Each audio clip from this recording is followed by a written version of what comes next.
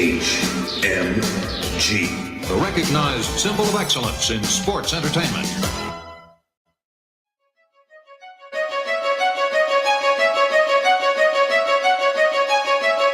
HMG.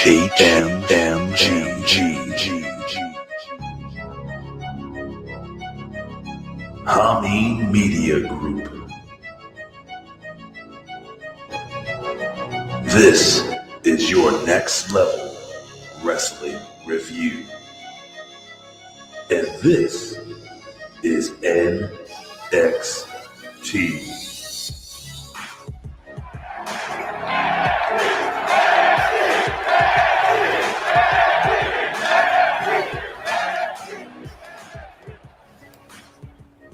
Good morning, good evening, good afternoon, or good night. This is your next level wrestling review, and I am the reporter of the people, the man with the plan, Big Ray, here to stay to talk some lucha libre today. Now, you don't have to excuse me, guys. I'm a little congested, and the vet, my co-host, who I will announce as the vet, he advised me that maybe perhaps I should have cleaned out my filter, the air conditioning. That's why I'm waking up feeling like I have COVID, which I don't. Maybe monkeypox. Who knows? Speaking of monkeypox, ladies and gentlemen, right now we have with us the 5-time vaccine on a pole match champion. Oh, wrong song. Not Braun Breaker. The vet. He's a Rip Rogers guy. The vet. Rip Rogers guy. Ladies and gentlemen, you know him. You love him. You would love to hug him.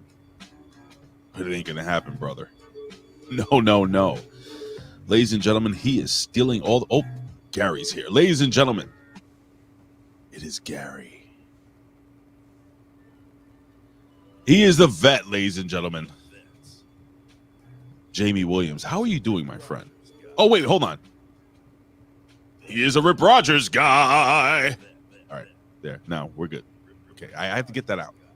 What's going on, People are getting ready to close the window out, turn the podcast off, until you reminded them, yes, there's a reason I'm here.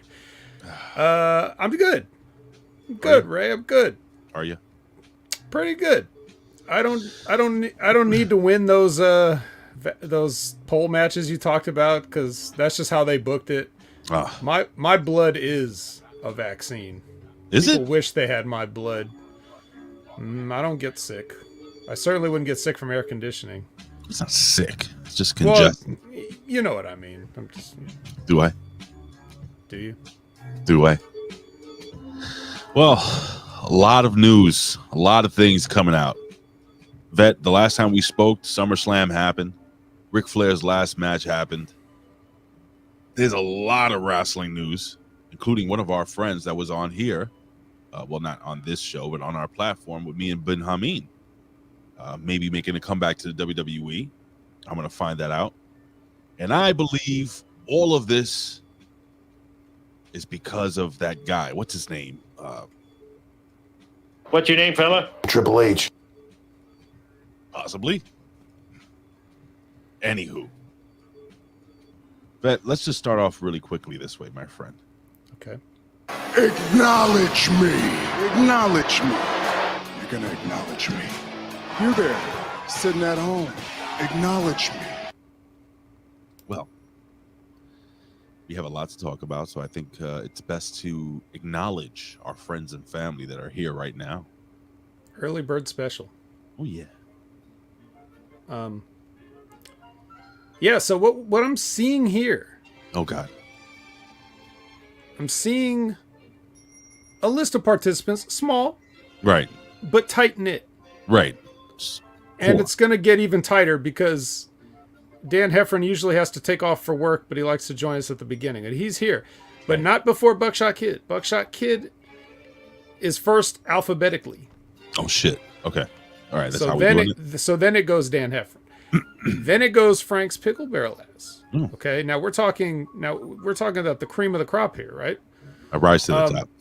That's right. Now we got another name that I like to let you say this name because you just seem to have so much fun.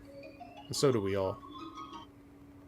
Is it Javi Uchiha? Yes, it is. Okay, Yes, it was.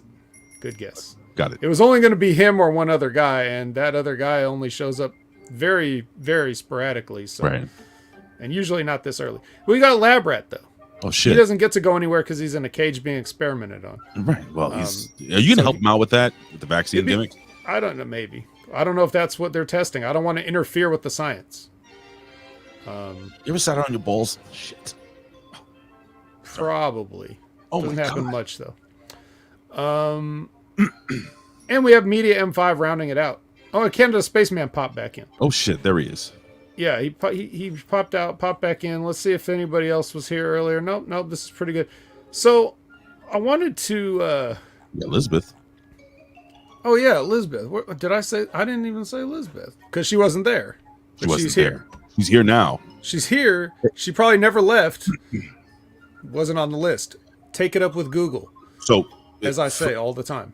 for all those that are not being acknowledged, if you guys are in, just give me a finger in the hole, just very vigorously. You can hear this on the mic. Okay. Yeah, Media M5 has been here. Yeah, do that. Do what Ray said. Now, Javi Uchiha has an interesting comment here. He says, "I came to see Vet collect his apologies," and that's in reference to something that we're probably going to talk like at least a little bit about. Oh shit, we can kick it off with that, whatever that is. Well, I don't know if all the people that owe me an apology are here yet, so we can give them a couple more minutes to file in slowly. Okay, got it. Shit. I from most of the people I see, I think I'd only be getting maybe one apology from this crew. Mm-hmm. So we gotta wait for a couple more. But you know, there's no time limit. We got the whole show. We got tons of show, brother. Yeah, we got a lot of shows. So let's get right into it. You know, you had your chance to be acknowledged. If you missed it, sorry. Yeah, you could have put your finger in the hole. Yeah. All right. All right. Well, I guess we could just jump into what do you call it? Sir, what's your name? What's your name, fella? Triple H. The 3 count. This is the 3 count with today's biggest stories in pro wrestling, world news, pop culture, sports, and more. And now, back to Big Ray and the Vet.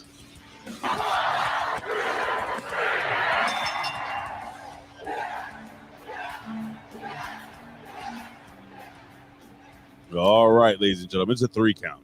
Now, What's Ray, up? Yes, sir. does our 3 count include any SummerSlam talk or Yeah, it's gonna be a whole bunch of shit. a whole thing? Okay, all right. I'll let A you whole go. bunch of shit.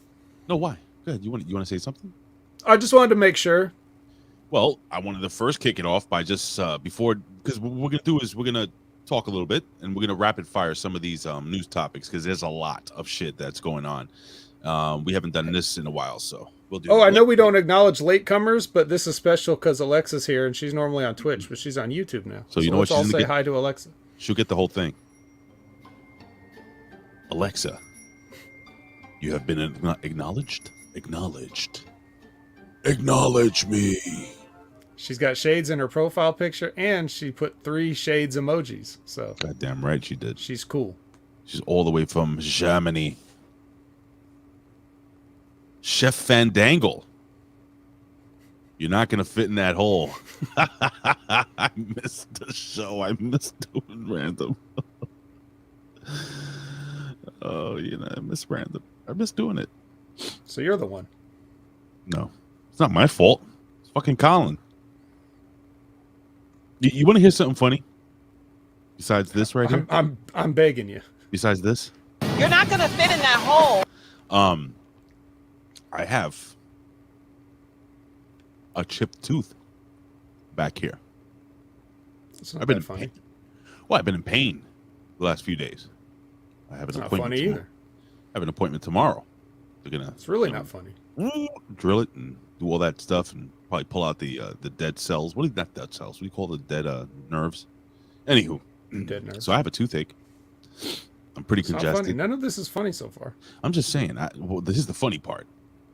Al Robinson is here. What's going on, Al? The funny part is that I'm still doing the show with you. I have diverticulitis. Just saying. You have it right now? Probably. You probably knows? know. I mean, I may even have monkeypox. Who knows? All right. We don't have time to talk about you. We got a lot of stuff to talk about. So let's do it, man. So really quickly, Vet, I'm not going to give my opinion on SummerSlam yet. And I'm not going to change my opinion because of what you say. Okay. Or would you like me to just tell you real quickly what I thought of SummerSlam and then you give your opinion? Let's try that. Okay. I fucking enjoyed SummerSlam. And what I did was when SummerSlam was on, I wanted to stay away from all social media. So I wasn't really commenting on Facebook, so on and so forth. And if I did comment on the Hami Media Group discussion group Facebook page, I would just leave like an emoji that had nothing to do with anything. You know? I enjoyed it from top to bottom, from bottom to top. And there's a bunch of things that Ben Hameen was talking about with Rick Vickery that some of it I agree with, some of it I didn't. Like I did not agree with Rick Vickery when it came to the point that he thought that the Ronda Rousey, who's the champ there? What's her name? Liv Morgan. Liv Morgan, yeah. Match was shits. I thought, number one, Ronda Rousey was a monster. So, the champion is the underdog champion.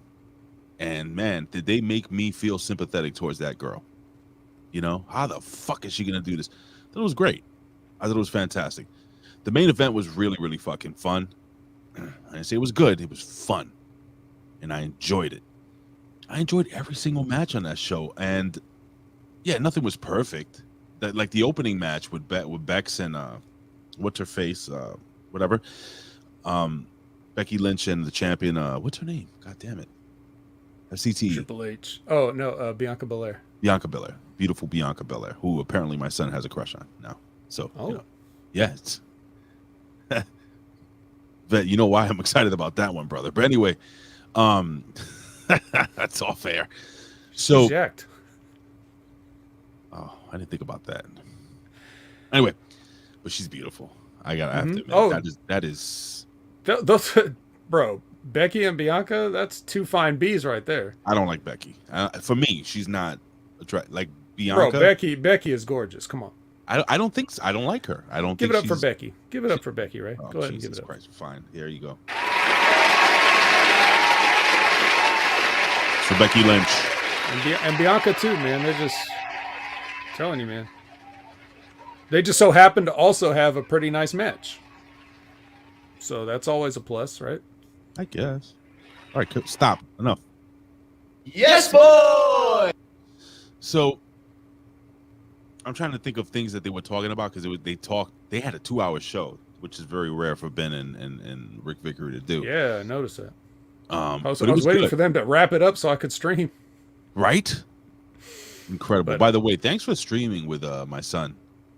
Oh yeah, it was short, but I mean, we had a. Be honest. We got some wins. Be honest. Does he suck? Does he suck at the game?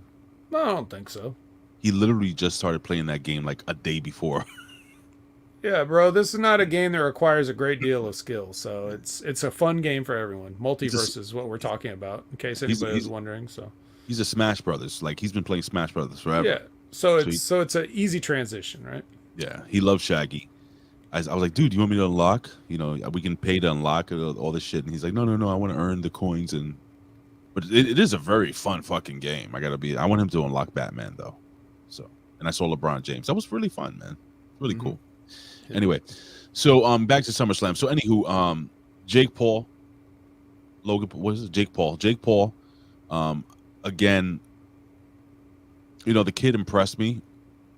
I asked you off the air if you listened to the Jake Paul interview with Triple H. I never listened to Jake Paul's podcast, even though it is by numbers the #1 podcast in the world, even over, I think, Joe Rogan at this point.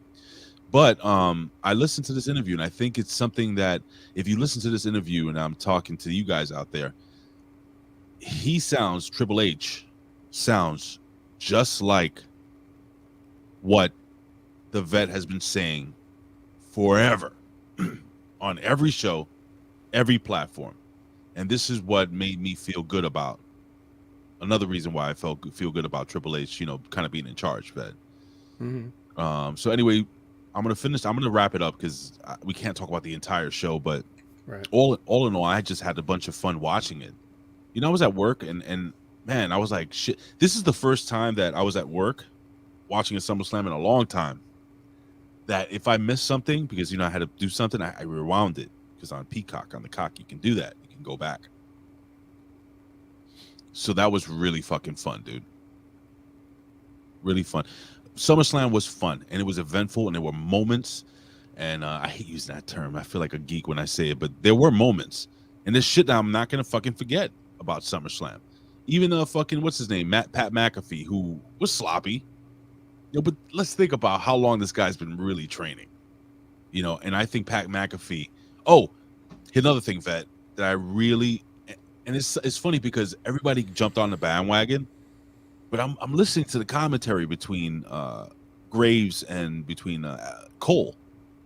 And I'm like, these guys are going back and forth. They're commenting on shit they fucked up on in the past, and alcoholism, and just throwing little jabs at each other. And I was like, shit, this sounds like just like me and the vet reviewing a show. Mm-hmm. That was cool.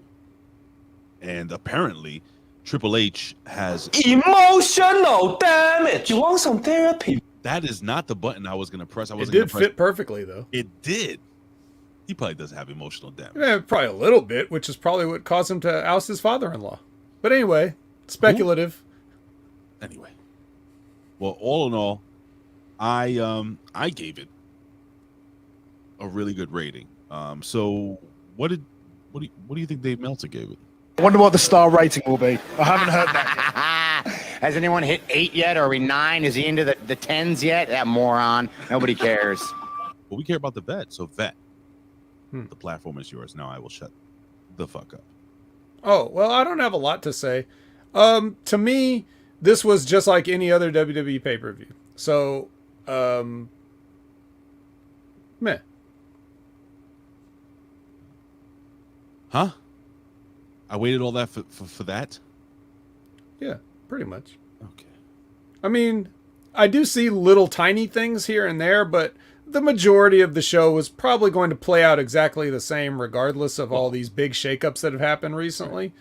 And the WWE doesn't really put on awful, terrible shows. Usually what happened is they would lay out a card like this one where you look at it and be like, I could totally miss this. And then if you actually watch it, you're like, oh, okay, pretty good. Right. Like, that's been every pay-per-view this year, pretty much, from the Rumble to WrestleMania to the in-between ones that no one remembers their name and they won't be around next year. Right. So SummerSlam just felt like another one of those. But I think the people were pretty... That is hilarious, Fat. Okay, Canada Spaceman says, after McMahon dies, Hunter will dig up his grave once and pedigree him.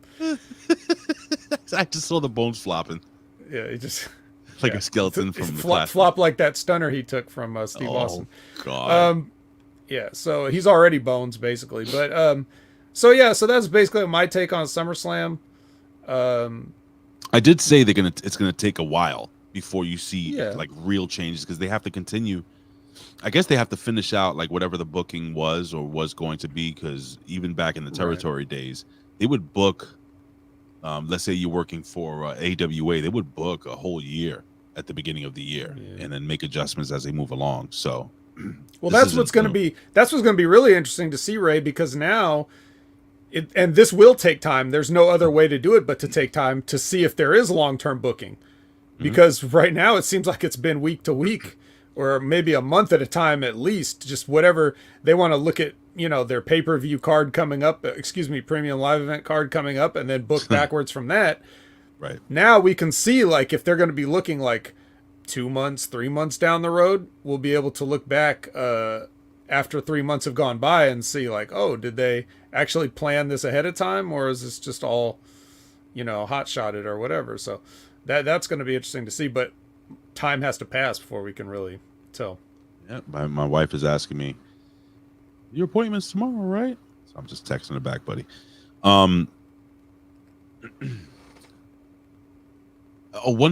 thing. I'm sorry. She distracted me. One thing I wanted to bring up regarding the SummerSlam gimmick was people. It's like certain people within our like Ben. I think Russo shit on it when Bailey came out with Io Sky or Shirai Sky, and yeah, it's gonna be hard to get used to. Even Corey was calling her that last on Monday Night Raw. He called her Shirai a couple of times, I think.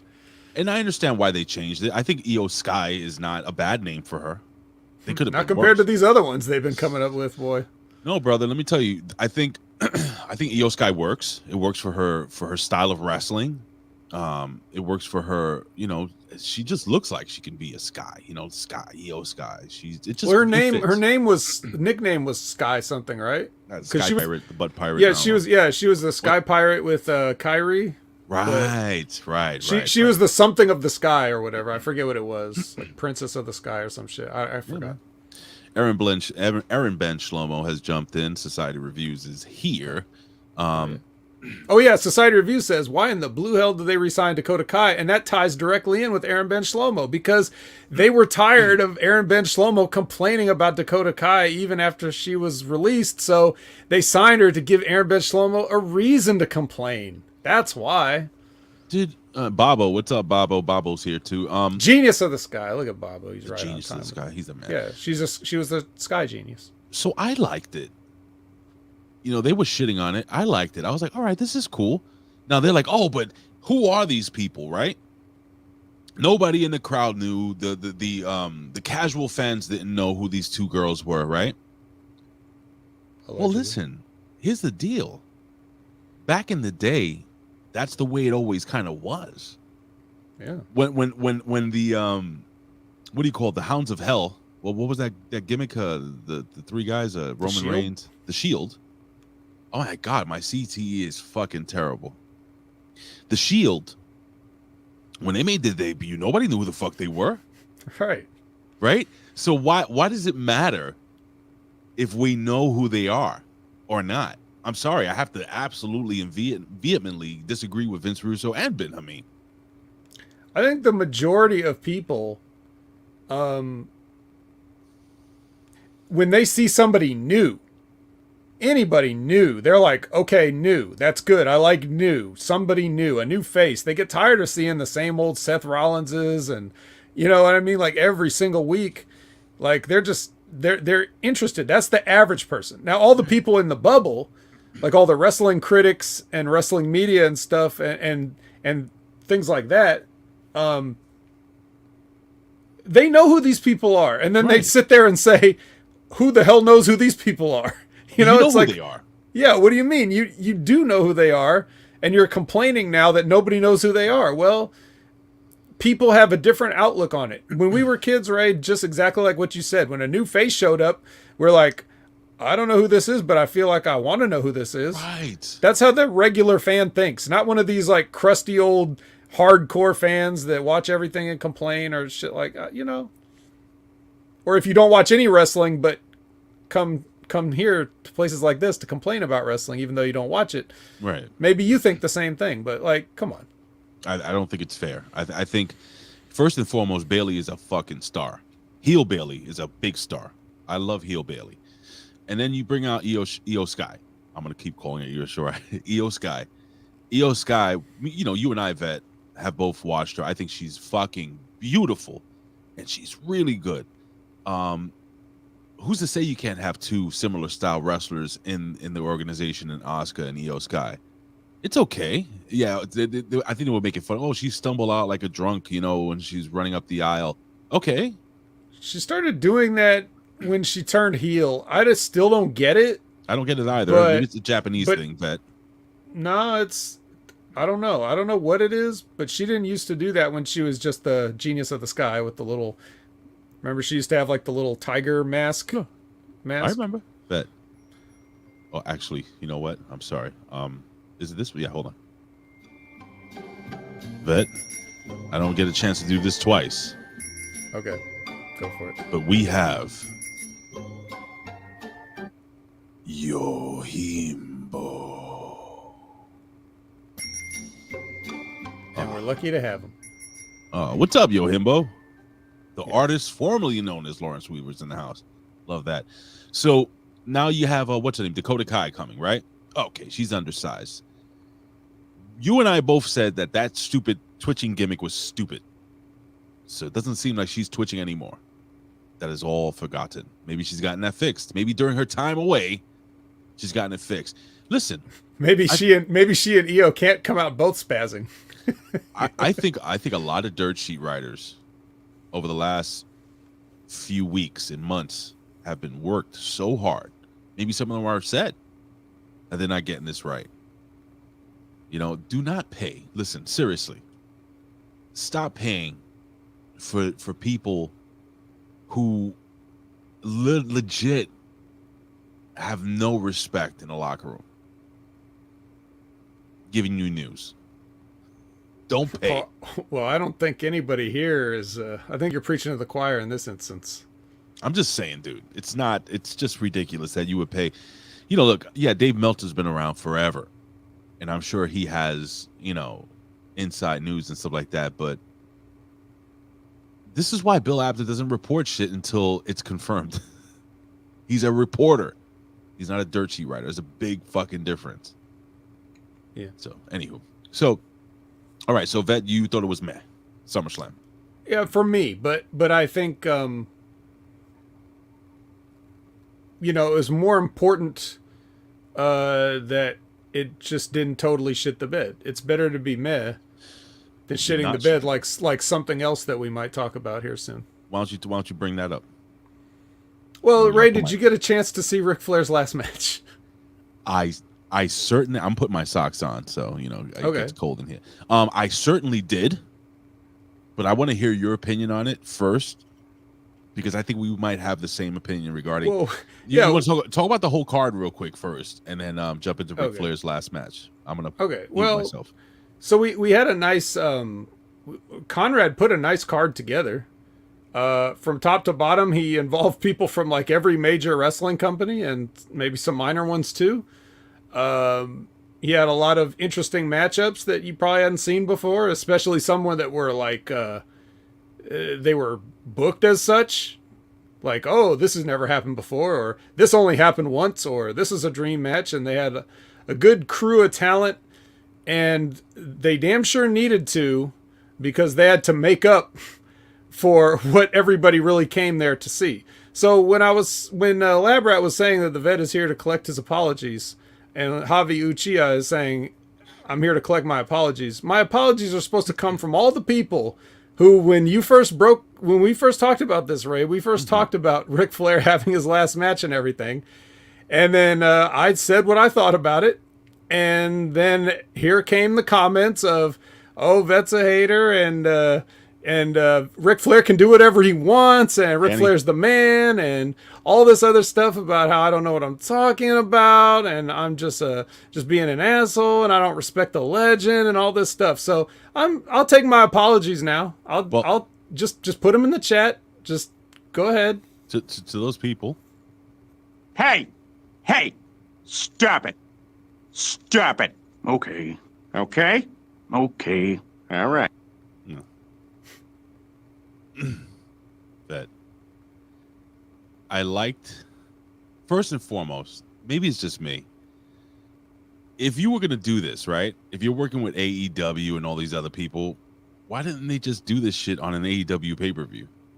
You don't think that would have been a fucking massive event? You don't think Ric Flair would have gotten a huge payday on an AEW pay-per-view, or even on fucking Dynamite? If you did Ric Flair's last match, you would have popped the fucking rating, but then you would have had to see this. Bro, they catered to the core of the wrestling fucking marks and fans or whatever the fuck. This was crazy. It was just like, I'm like, what am I watching? Now our boy Killer Cross faced off against a British Bulldog. Mm-hmm. And that was I think the opening match, if I'm correct. This is the second match. Or something like that. I think I might have jumped in around that time. And I'm like, oh, that was quick. And I noticed all the matches were quick, which reminded me of the old days of watching it on WTBS at 605. The studio wrestling, and it was kind of nostalgic. With the Jim Crockett promotions and stuff. You had what was John Crockett, whatever the fuck was on commentary. David, not knowing what the fuck was going on. He never did, but he was good back then. Like with him and Tony. Look at him, Tony. Good hip toss. Yeah. Yeah, he's one of my favorites. He had no idea. He's never seen a Hurricane Rana in his life. Like a sunset flip was like a fucking like a wow. Look at that athletic maneuver. Vince McMahon used to call wrestling like that a lot because he had no idea what the holds were, by the way. Right. We mentioned that before. Anyway, so the whole card went quick. And then we finally got to it. And as Ric Flair could barely hold his belt up around his waist, I think the belt almost tilted him over. He handed it off halfway down the aisle, right? Yeah, he was like, he's like, oh my God. No, he didn't. He didn't have anything resembling any emotion like that. This belt is too heavy. Woo! Oh God! Remember when he used to get beat? He's like, oh God! Yeah. In the ring. Remember when he would get pummeled repeatedly by somebody and then be absolutely silent, and then like all of a sudden at some point he would just start screaming, yeah. Like, why now? Get the adrenaline wore off. Yeah, I guess. He didn't have no adrenaline to wear off from here though. Oh God! So as he's walking down this aisle, I'm like, all right, you know what? Fuck it. It's Ric Flair, man. God damn him. He takes off that robe. And bro, you could already see before he took off the robe. You could see it under the robe. He's wearing a velvet muscle top with no muscles. That when he put his arms out and I saw 6 inches of hanging skin, I was like, is he wearing sleeves? I thought it was a sleeveless shirt. Yeah, the sleeves are a different color. It's a purple shirt. Let's jump into the match real quick, Vet. So, oh God, I don't know if we're done with the entrance. All right, please add something to this because this is just incredible. I mean, if you remember what we were talking about, I said that he didn't need to be having a match because back when Shawn Michaels retired him, he sucked in the ring then. And when we get what we get, your first clue, bro, if you're self-aware enough to know that you look awful with a shirt off and you need to wear a shirt, that should tell you, hey, maybe this isn't the right thing to do. Like if you're not confident enough at your age to pull off the shirtless look like everybody expects you to. And it'd be one thing if he put a shirt on, like just wore a t-shirt like he did in WCW toward the end. He just wore a black WCW t-shirt or a Horseman t-shirt or whatever, just wore a straight up t-shirt. This was like a custom made shitty tank top it had like a bedazzled Nature Boy on the back. It was so it wasn't like he just grabbed a shirt at the last second like, oh, I'm too embarrassed, I got to put on a shirt. He had 2 shirts on. He had an undershirt on. And he had a shirt over the undershirt. So 2 purple shirts with a bedazzled Nature Boy on the back. So right off the bat, you should have known. You should have known it was a bad idea. Labrat says they should have had a life and death match. The ring surrounded by nurses and doctors ready to bring Ric Flair back to life. Well, we got close. So as I'm watching this match, I put up a meme. You know the meme of Randy Orton when he drove one of the Bollywood boys into the table and he's like, cringing. Yeah, oops. Yeah. And I put down every time Ric Flair took a bump, this is the look on our faces. Bro, this match went on way too long. Yeah. You know, Ben Hameen said, and I agree, Ben Hameen's a fat bastard, like me. You know, Ben wrestles, like, explain to people real quick, like, what is it to wrestle 5 minutes? Like, how tiring is that? It can get tiring within the first minute. If depending on what you do and how in shape you are, Which, as you've heard, I can just tell you, I'm not going to tell you the same old cliches that you've heard 1,000 times from wrestlers where they say there's no shape like in-ring shape. Like, you can't do any amount of Stairmaster, you can't do any amount of elliptical, you can't do any amount of biking, jump roping. It doesn't matter what cardio training you do, you cannot replicate getting in the ring and getting up and down like that. You can't. And that's 100% true. Take it from me. It is very much. I missed 1 week, I remember, and blew up in a match. And when you blow up in a match, sometimes you forget like stuff. Like, I had a spot I was supposed to do and I forgot it because I was blown up. Like, it messes everything up. It's not just that you're tired. It's so it's rough for anybody, even in the top. If you're not daily doing it. Good point, you himbo. Logan Paul, and he spoke about this on the podcast as well. He said that, Logan Paul said, man, I'm surprised. Actually, he kind of said, I'm surprised that I'm not really sore. But they were like, yo, you was dead. And this is a 26, what is he, 29? He's in his 20s. Mm-hmm. And he was blown up. Yeah. But let me tell you, bro. So Ric Flair's wrestling this match. I'm seeing his fucking fat ass fucking stepson. What is he? The son-in-law in the audience, and the wife, and then Karen. First, I gotta put over Jeff Jarrett. Right. God damn. And Jay. Let's put over both those guys. Both of them. Oh my god, those guys are fucking class acts, man. They didn't pull it off, but but God bless them, they tried. They tried. Yo, Jeff Jarrett did get legit heat though. Like, I was like, wow, this guy looks angry. I wonder if he's on steroids.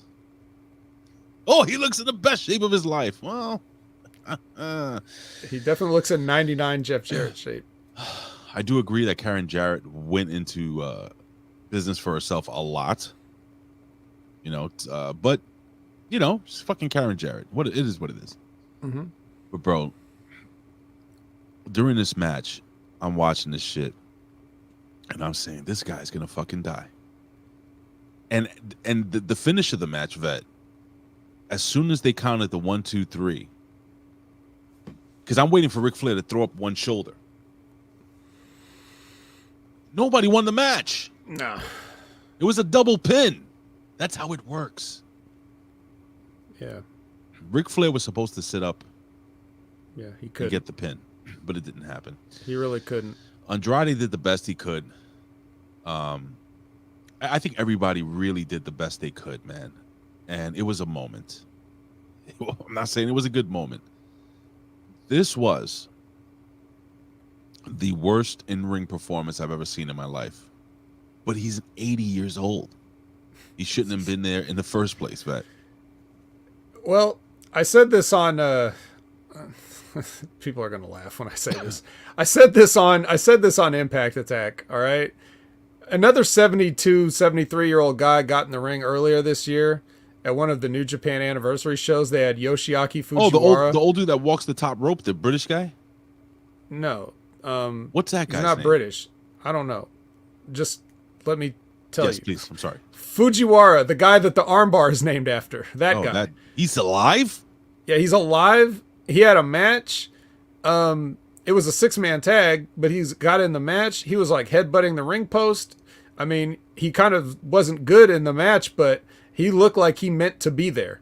And he took his shirt off, too. And even though his physique resembles E.T. from the movie, he still took his shirt off because he didn't give a fuck. So there is a precedent for a guy getting in the ring and not completely embarrassing himself and the entire business that he's supposed to represent earlier this year.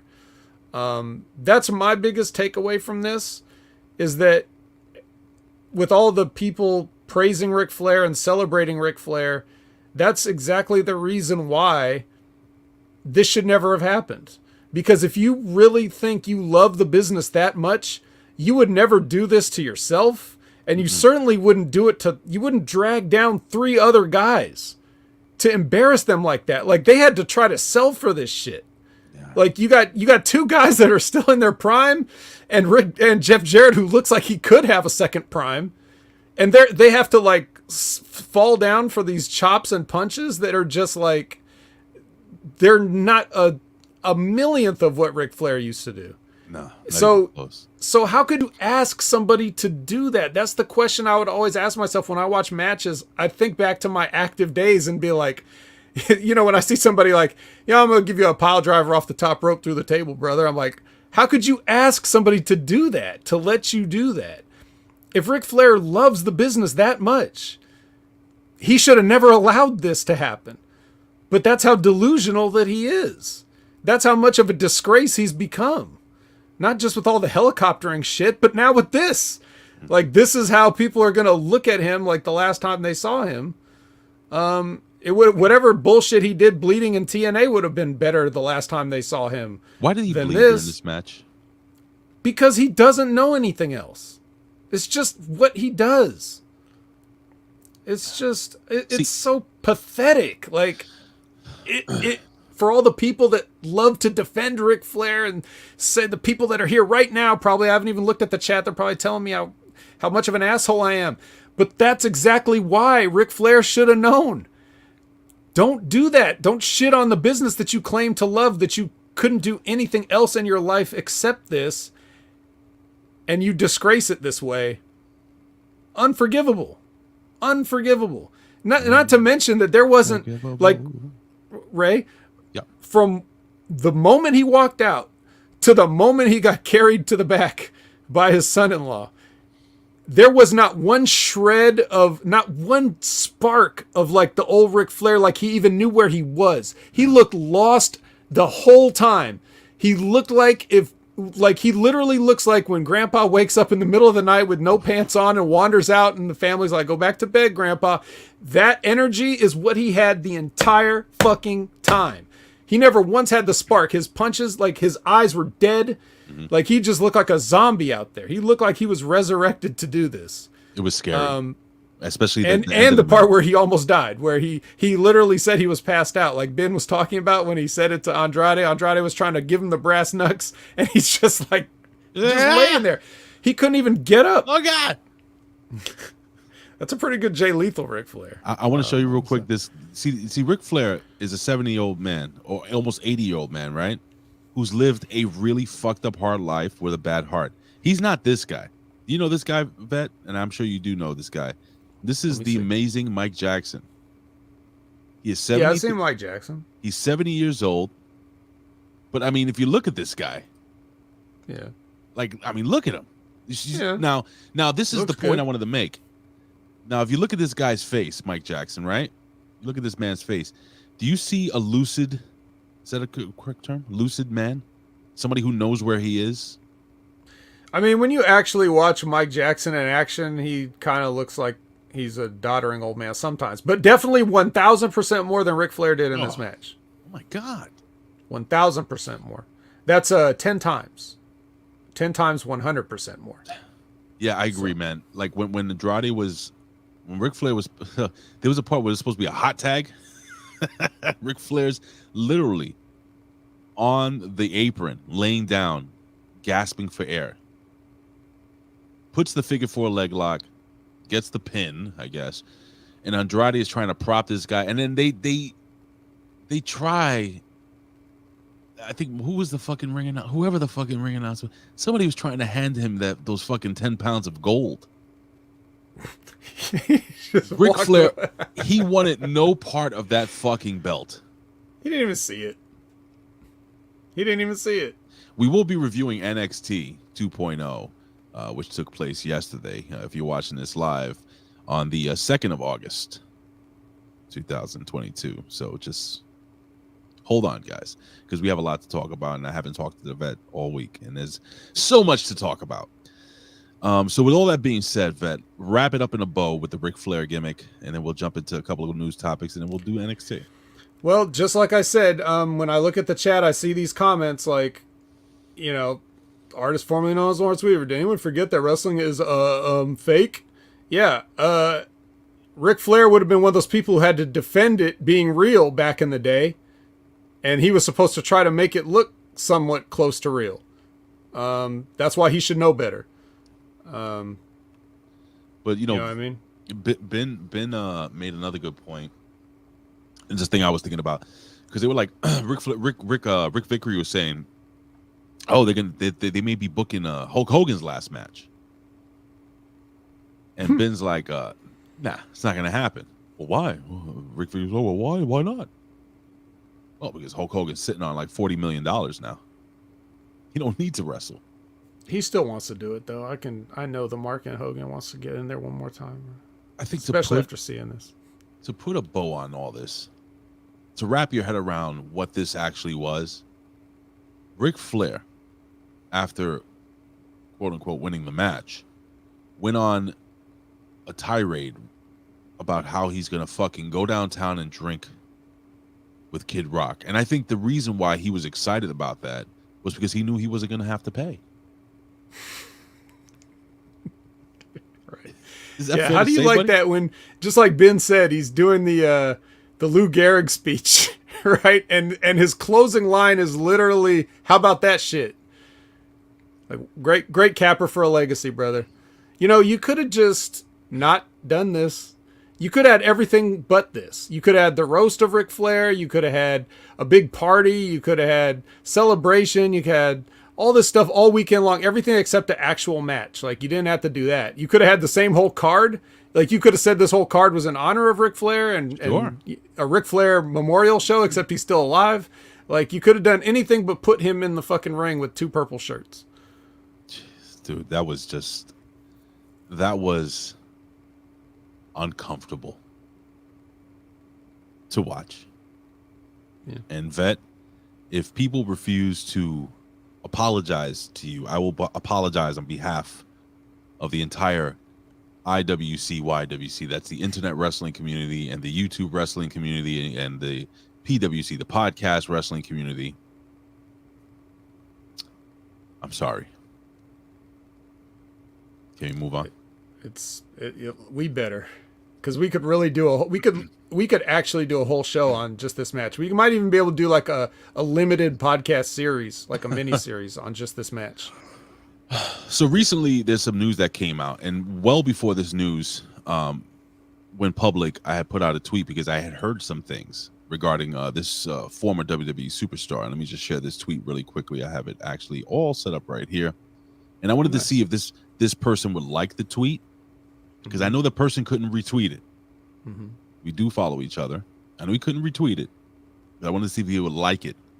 Now, usually, let me just preface by saying, liking a tweet is like stepping on one side of the aisle or the other these days. Right. It's like we had to drop this man from our platform because he liked a tweet. Well, if I said if this guy likes the tweet, he confirmed what I got, the information that I got. Okay. And he did in fact like the tweet, and I will show the proof. But nice. With all that being said, let's talk about this. Here it is right here. Boom, boom. Let me open this tab. So I feel that Real Killer Cross did the very best he could with what at WWE at the time presented him as. People who follow his career know that he has so much more to offer. I genuinely feel a ton of money was left on the proverbial table. I say a second opportunity is in order. So I went through and I'm like, God, let's see who liked it. Well, of course we got our boy Evil Dose. We got Flatbed Mike. The regular people. Goldilocks liked it. Bobo. All our friends. Chris Hams. The great Chris Hams. I'm still scrolling through this No Gimmicks guide. Some of the regular, some people I've never seen before. And I'm looking. Justin, well, who's this? Why, that's a verified Killer Cross. Oh, of course. This is even more verified right here. Our girl. Oh yeah, Lizbeth, of course. Yeah. But right over her, Killer Cross. Like that tweet. Vet, I wanted to ask you. There have been many, many rumors that there are going to be stars coming back to the WWE that weren't given the fair opportunity, that were, I guess you would say, buried. Yeah, this is a good time to say they were buried.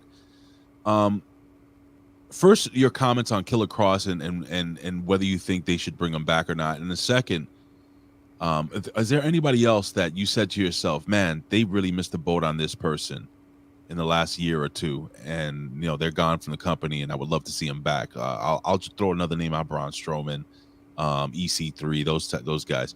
So please, what do you think? Well, yeah. So Killer Cross. Like, I've always been intrigued by what he's done, and he just needs some more polish on everything. But he does, you got to do something with that guy. You got to. And of course, that was a terrible situation he was put in. Bad, so bad. And famously, I remember like one of the first times I hopped on an actual show here with you and Ben, and you guys were saying there's money on Killer Cross. They can't even screw this up, and I was like, watch them. You did. You sure fucking did. You know what, Vet? I apologize. Well, you don't have to apologize because you didn't doubt me. You only doubted me because Killer Cross seemed like such easy money, right? Easy. So of course it's like, yeah, but I'm not talking about the guy. I'm talking about the company. That's where I'm coming from. And sure enough, what happened, right? It was even worse than I thought it would be. I didn't foresee the whole studded gladiator thing. Like, I couldn't have imagined that in a million years. But yeah, I definitely think that there were some people that got released along the way that that guy, what's his name? What's that guy's name? Killer. The fella? What's your name, fella? Triple H. Yeah, even like dying in the hospital bed of a cardiac event, he probably had his phone and he was like, don't sign anything to a certain group of people, right? Like, that's why he hasn't signed with AEW. Right. There's no Killer Cross has been. I'm sorry, allegedly. Allegedly. Killer Cross has been places, but he's been doing shots, So I'm sure that he probably, gave him the Iggy, like, don't lock yourself down into anything. And there's probably a couple other people that are like that. If there's anybody out there, free agents you can think of that aren't signed to AEW, you can imagine. And some of the guys probably would like to go back, but they did get locked up to, multi-year deals in AEW. So, but they're probably having a good time there too, even if it's not necessarily creatively fulfilling, but it's easy work for good money. So they'll be fine that way. And then when the time is up, we'll see if we even have like, a competing, like a wrestling war, or if somebody's already won by then. Who knows? But yeah, Cross is, he's a can't miss prospect. You have to, you can't just let a guy out there do that kind of stuff. He does the creative for you. Yeah. And it's got to be the whole package. He's got to have his wife. Right. They got to have the black and white intro. They got to have the music, the singing. He has to look like Doomsday on two legs. That's what he was on NXT. I was like, I cannot wait to see this shit on Raw or on SmackDown. When you see the Killer Cross and Scarlett from NXT, and then you see what they did with him. Oh God, so bad. You like, there's no way you could think anything other than, okay, this was a targeted attack. It wasn't like they misunderstood. There's nothing to misunderstand. No, it was, you know what I mean? So it's like so evident that they were trying to make this guy look like a clown. Yeah, you have to actively dismantle the whole thing to make that happen, and that's what they did. I'm surprised they even kept the song. I'm surprised they didn't give him a different song too. They did give him a different song. I mean, not at first, but well, when he made his debut, if you remember, against Jeff Hardy, different song. Some shitty version of whatever he had before. No lights, just came to the ring, and he fucking lost his first match. Well, there's backstage news on Triple H Paul Levesque, and this news has been confirmed by people that I really fucking trust. And they're saying that Triple H is telling the talent vet and guys out there and girls out there that he wants the talent to work on bullet points. Like, they're laying out the show to the talent, and he's advising the agents and everybody that when these people cut promos, he wants them to just go on the fly. Just, look, this is what you're talking about. You're talking about you have to face Bailey, and there's a match coming up next month, and I need you to make it work, and just go. What a crazy idea! So innovative, so novel. Never heard of anything like this in my life. A lot of people are losing their jobs that I feel shouldn't have had jobs in the first place. A lot of these soap opera writers, these stupid idiot comedians that wrote for terrible TV shows that didn't do anything.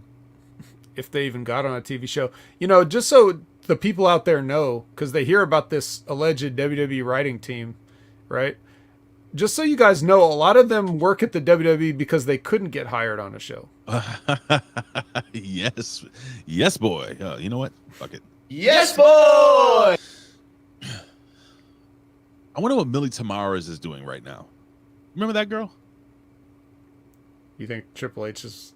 That was one of the people he said, don't sign anything. She's gone. Aw. She's gone. She's gone. She's probably gone. But anywho, so that's what's been happening. Now, I noticed a couple of different... like Drew McIntyre, when he came out at SummerSlam with the sword and everything like that, and that seemed very organic. Not organic?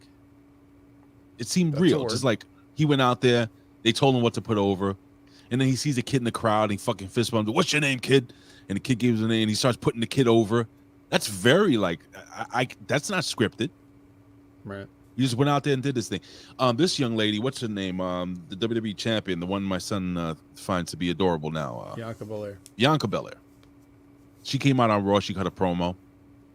Didn't seem totally scripted. Seemed like she hit her points. I'm starting to see that a little more. And here's the problem. And this is what I don't know if you noticed this. A lot of these performers in the WWE are gonna have to get used to not using words they're not used to using in real life. So you're gonna still see people saying, well, I'm gonna come out there and I'm gonna be triumphant. They're gonna still say triumphant. They're still gonna say WWE Universe. Michael Cole used the word fans. Mm-hmm. Just saying. So you're gonna see this until slowly, like I said, just slow simmer, man. You're making a good gravy, an Italian gravy. You know, you just slow. You're turning the fucking spoon. You know, you're adding a little salt, a little pepper. You know, doing what you're doing, some garlic cloves. It's gonna take time for them to break this bad habit of having to read from a script. And who knows? Maybe somebody will get over it by themselves. What do you think, Vet? Well, that's the only way that you could turn professional wrestling into a meritocracy. You have to let people rise or fall on their own abilities. Right? Absolutely. I mean, some people need more scripting. Some people do better without. You can find who those people are. And on the topic of the writers again, you know, for every person that couldn't get hired on a sitcom, there are some talented people who are wrestling fans there. And it's probably, I imagine, those people whose stuff was getting ripped up at 3 p.m. because it was too close to something good. Like a Freddie Prinze Jr., you would think? Yeah, I mean, you know, well, he's going to start his own promotion and take both these big boys down. So yeah, no problem for old Fred from Scooby-Doo there. But yeah, just like a Freddie Prinze, like, whatever. It's just going to be nice. It's okay. It's not the end of the world if you go out there and have a bad promo. It's really not. You can recover from that. But it's really bad if they hand you this piece of paper, you memorize it. Yes, boy. It's terrible. Yes, boy. And then who do you think is going to get the blame for it? The guy that wrote it? Yes, boy. No boy. No, boy. No. Sorry. No. I was kind of like on a... Yeah. So... I went on record, Vet, in saying that Jake Paul. Is it Jake Paul? Which one's the one of them? I don't know. It doesn't matter. I'll never know which one's which, and that's fine with me. Okay. That there is a possibility that they may be doing a Jake or Logan Paul match between he and Bad Bunny. Now, let me go back. I gotta fix some things up, Vet. I have to apologize. First and foremost, I'm gonna give this kid Bad Bunny some credit. Hate to say it. At first, I'm like, who the fuck is Bad Bunny? Bad fucking Bunny. Listen, the kid's fucking possibly one of the biggest stars in the world right now. He is. It's funny, Ben disagrees. He thinks all that stuff is bought and paid for. No, stop it. Okay. He is. No, he's Bad Bunny's huge. Jake Paul, Logan Paul, those guys are huge stars. I think Jake Paul is one of the greatest signings in WWE history. Are you sure you're not working from a script right now, Ray? No, I'm not. What do you got on your desk over there? I have my vape and a nice coffee, a chappy stick, and my little chin brush. Is that chapstick for Triple H? It is. So, that being said, because I'm sitting here listening to Jake Paul, right, doing his podcast, and the millions and millions of kids that listen to that in their 20s. Remember when wrestling was really popular, Vet? When we used to wear our NWO shirts and shit and our fucking, our DX shirts telling teachers to suck it and shit like that. These are the kids now that are listening to Jake Paul. And Jake Paul was putting over the WWE in his way, in a way that these young kids could understand. And I said, oh, that's incredible. Just that alone, that pub alone is worth signing this guy. On top of the fact that he's a phenomenal athlete, the kid, and he's picking this shit up, I think, relatively well. Bad Bunny, one of the biggest music stars in the world, and he is young. Loves wrestling. He loves fucking wrestling. And this kid went out there, and I think he put out some fucking great performances. You put those two guys in the ring. Vet, how do you book this match? What do you do? Now, these are two novices. Can they have a good match? Like, what would you do to make this match, and where would you have it? Would this be WrestleMania? Could you Jake Paul versus Bad Bunny at WrestleMania? Probably not. Because WrestleMania sells itself, and what does that even mean? Like, they're not gonna like that one. That's probably not gonna move. It would move tickets, but that's gonna sell out anyway. Probably. I mean, who knows these days? But usually WrestleMania would be a sellout, and since WrestleMania is free on Peacock, I don't know if it sells subscriptions either. So I don't know what you would use that as a draw. You would probably want to put that on one of your smaller shows, right? To get interest for a smaller show. Mm-hmm. How would you do the match? You would obviously have that match. Now that match would be scripted. No bullet points there. You're going to have whoever's in charge of it is going to tell them exactly their match, and they're going to go over it 50 times in a ring in a warehouse somewhere until they've got the match down. Then they'll go out and do it in front of people, and it'll still be awkward. But at least, they'll have their match. And that is that is 100% what you would do in a situation like that. They don't need to do that with the Miz. They just need to show the Paul kid whatever couple spots that he's supposed to do, and then the Miz can hold his hand the rest of the way. He's been doing it long enough. No problem for the Miz. I love the Miz. He's so great. Yeah, but for everybody else, for two celebs like that, yeah, you're gonna have to script that whole thing and just have them work it out in a warehouse somewhere. I agree. I think it would be huge though, Vet, like having it at WrestleMania. I mean, I know WrestleMania sells itself. Well, you could do it. You could do it there, but you're not getting the monetary value doing it that way. That's what I'm saying. But remember, you're gonna have to promote it prior to that.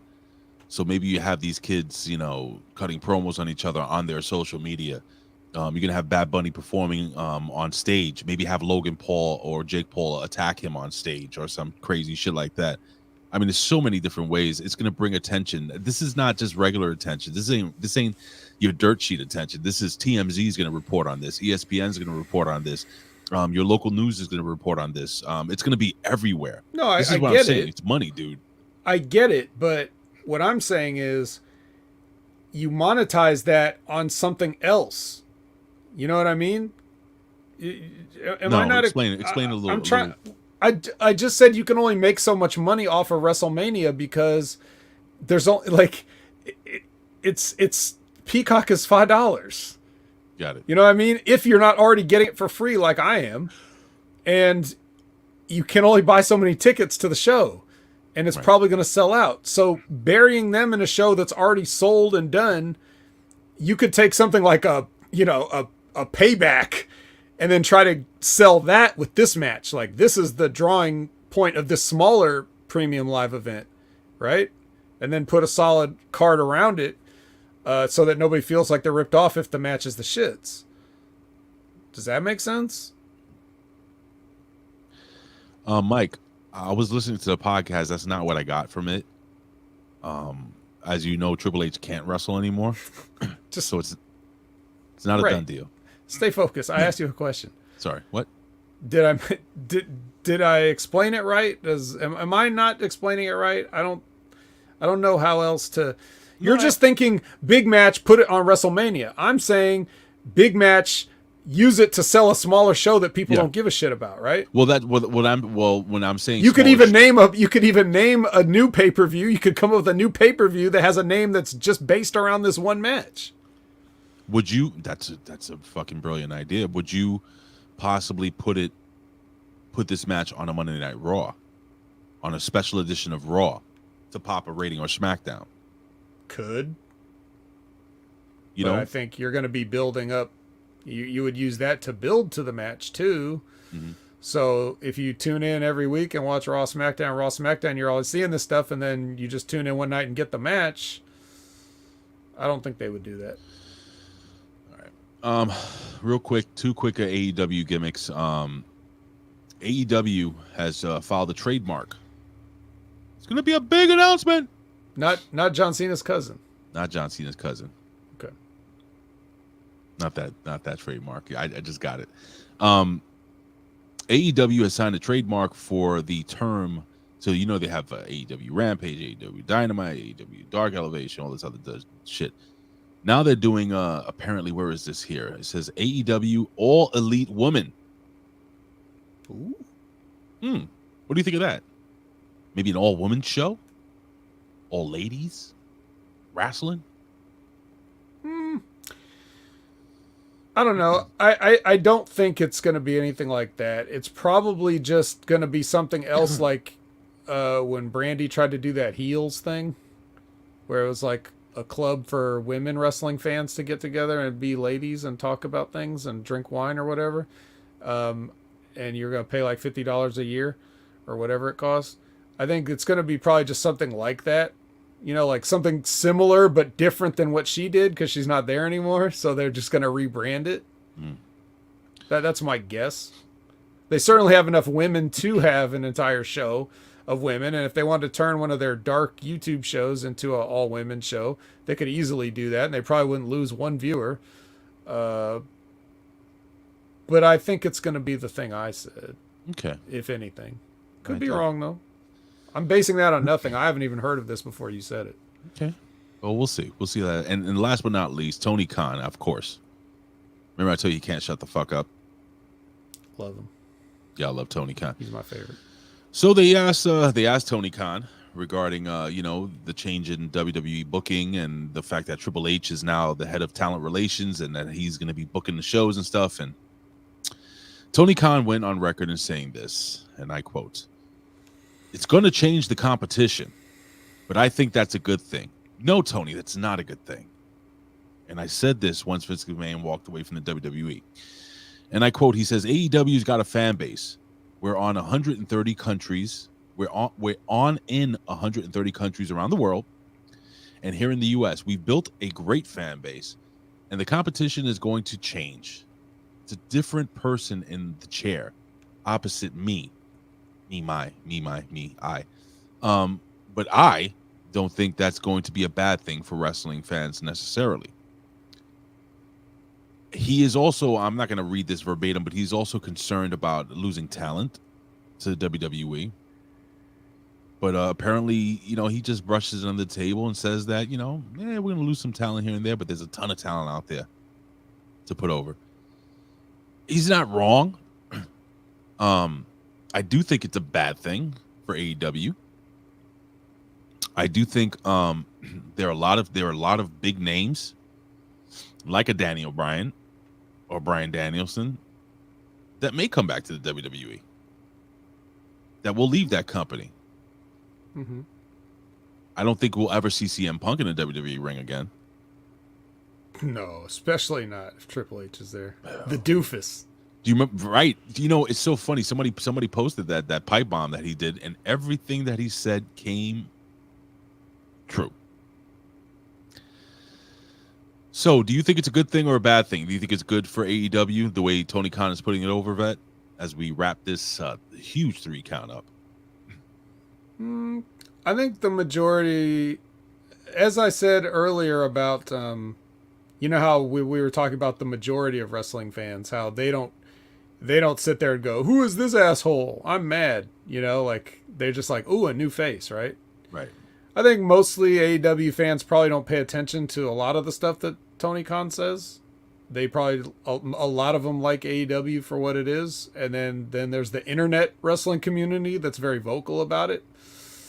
I don't know. It is interesting, though. It is interesting to point out that, you know, when Triple H was in charge of NXT and they were going head to head with AEW, they got summarily crushed by AEW. The only question about that is, how much was Triple H's hands cuffed in that deal, like in terms of what he could and could not do. Right. For one, it's NXT, so right away the recognition is lower. And two, you don't have access to the talent because everybody good that he signed got pulled up to WWE, even if it was going to be something like Killer Cross, who had to wear a BDSM outfit, or Keith Lee, who had to wear a tennis skirt. It looked like they dodgeball. They took all. Yeah, the WWE would take every guy that was WWE ready in terms of looks and stuff, and then all they left Triple H with was the Garganos and Coles and shit, and he had to try to go to war with that. So maybe things will be different now that he's driving the big bus. But who knows? Time will tell.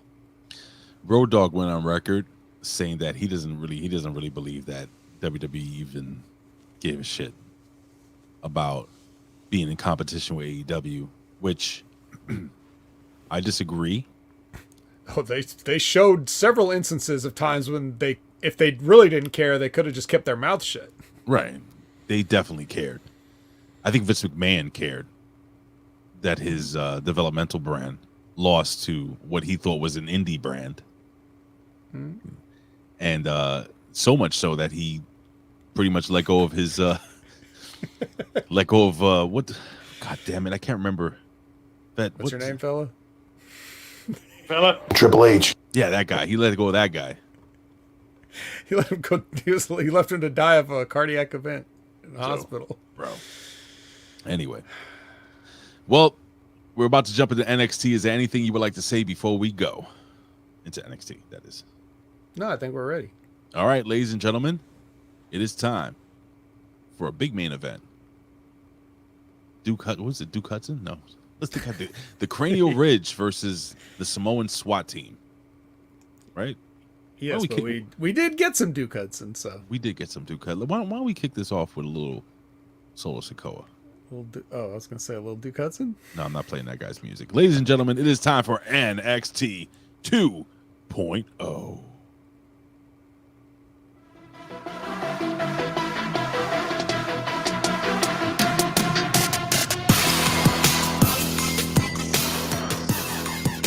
Ladies and gentlemen, NXT 2.0 was live August 2nd, 2022 on the Cock or on the USA Network, wherever you watched it. I don't know.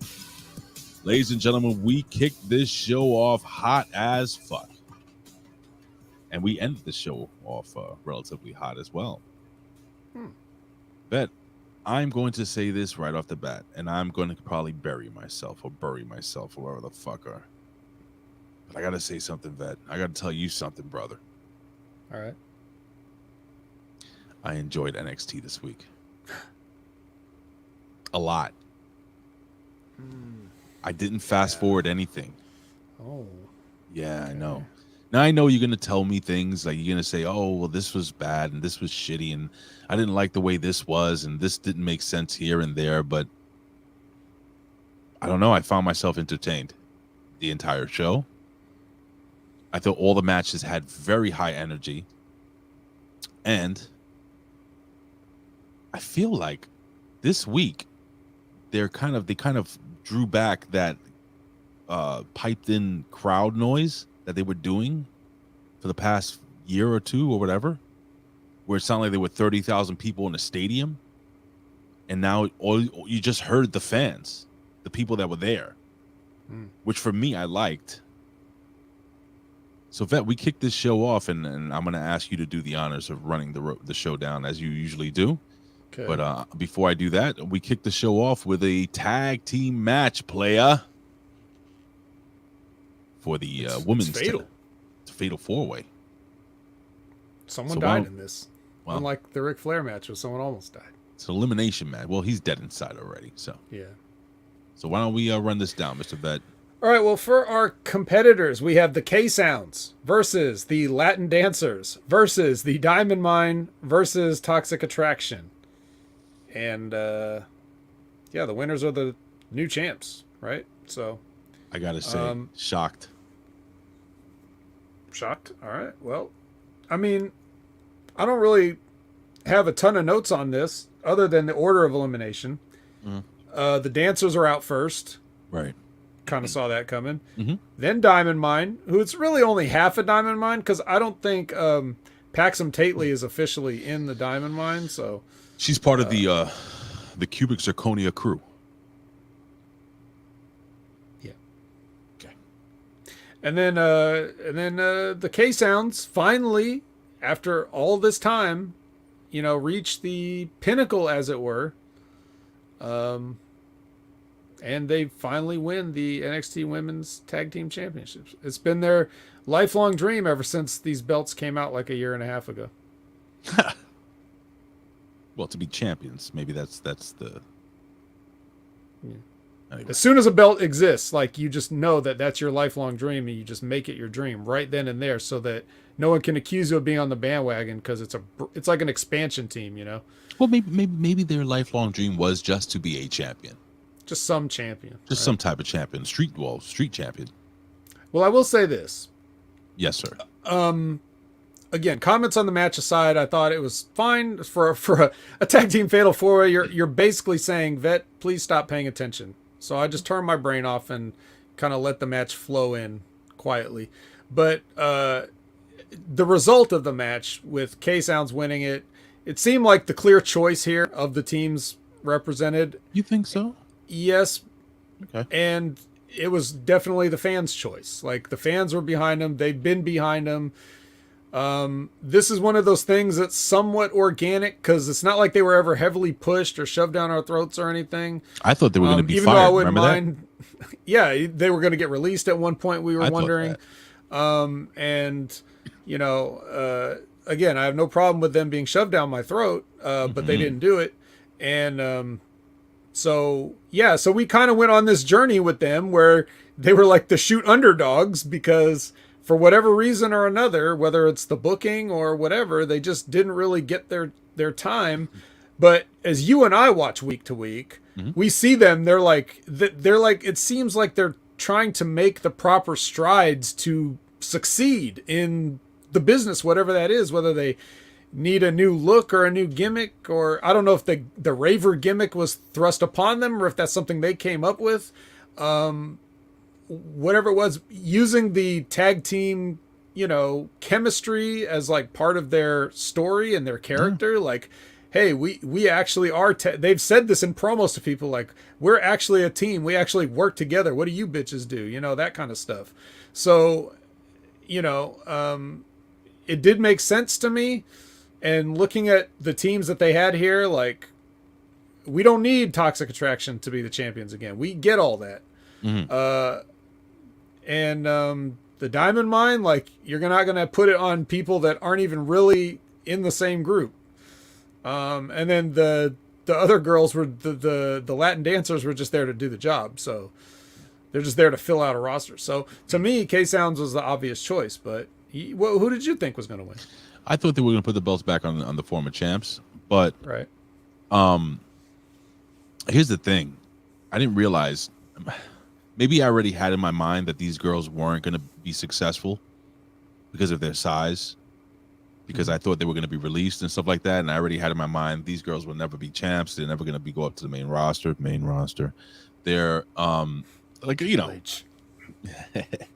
I don't know, man. I just didn't have in my mind that these girls would get over, but I did. So now when you sat back, remember when I just told you a minute ago that they just let the crowd cheer, the actual crowd that was there. The 1,000 people that are in there or whatever, maybe if that. Not even close. Not even close. But you put that amount of people in a small venue, it's gonna sound loud. You're gonna hear every chant. You're gonna hear everybody, saying what they want to say and stuff. And I was like, God damn, these girls are fucking popular. Mm-hmm. People are really, doing whoop whoop, all that crazy shit. People like them. Mm-hmm. They are small, but I think out of all the tag teams in the women's division, I'm talking about them. I'm talking about WWE. I think they have the best chemistry. And small, what does that even mean? They're women. It doesn't mean anything. Yeah, it doesn't mean anything anymore. I mean, they're small for women talent. Let's be honest. Well, I mean, Casey is, or excuse me, Katana both Chance. tiny. They're both tiny. Yeah, but she is extremely tiny. Right. I think Kaden Carter's the size most women are. It's like if you had two Rey Mysterios, could those Rey Mysterios be tag team champions? Yes, they could. Yes, they could, right? So I think this was great. And I think they're going to be a fun tag team to watch moving forward. And even though Kaden Carter and not Kaden Carter, what's the name? The former champions, Toxic Attraction, right. Even though they're the bigger, these two girls, the new champs are way more talented, I think, in ring. And they show charisma. And they have the fans behind them. They're the people's choice. They're the people's choice. And you said it, brother. Organically, they got over. Because I didn't even get it until last night. Yep. So, all that being said, I thought this was a really fun match. Hot start. I watched every single second of this match. And I didn't see anything that I could really destroy. Yeah, not really. Well, Lawrence Weaver did. He said, Gigi was botching Phantom Strikes / kicks, though. Woof. Well, guess what, Lawrence Weaver? Who cares? Yeah. Who cares about work? It's Gigi. It's all about that ass. It is about that ass. So don't worry about it. Caden Carter, let me see. What does it say here? Caden Carter is 5'2", and Casey is only 5 feet, which means she's 4'9". Yeah, the build height. All right. Well, let's move on to... Yes, sir. Mackenzie. And she's with the Country Trio, and then they get interrupted by the Schism. Now here they had, for some reason, the audio mix on the crowd was still like way too high here. I could barely hear what Gacy was saying. Not that I cared. I just did notice that it was very loud where, maybe DJ Jazzy Def has come over to, maybe that was part of the shuffling of the personnel. Maybe he's down at NXT doing the wrong mixes. They got DJ Mass FX doing it now. You know who that is? Yes, I do. Mm-hmm. Good old Jimmy T. I've only done like 2 or 3 shows with him this week. I love. But can I say, that when I jump on and listen to the PWC, and you're on, it's great. It's good stuff. Yeah, you and Jimmy are good, man. I love Jimmy. He's got such a great heart. That guy. I love that kid. Good guy. He's a good guy. Did you hear Rampage Uncaged this week? I did not. I have it on cue. It was the usual guys. Plus me. It was awesome. I'm sure it was awesome. I'm definitely channelattitude.com, baby. All right. Goddamn right. So yeah, other than the bad audio on this, did you have any comments on the Gacy wandering into? Did you like how did you feel about him stepping to your girl Fallon Henley? Were you a little perturbed there? Like, hey, get away from her? A little angry. She was. They're like, oh, you staring at our eyes? Yeah. Well, you got fucking one white eye, one black eye. What the fuck? I would watch. Yeah. Anyway. Okay. Now shit. I'm sorry. When I haven't seen a name in a while. Yes. Sir Jam 34. The great Sir Jam 34. What's up, buddy? So, and while we're putting over comments, Elizabeth says, this was kind of creepy. Is the Schism going to kidnap Fallon now? And the answer is probably. All right. So Trick and Mello are in the ring. I'm sorry. Did you hear the happy birthday singing as this was going on?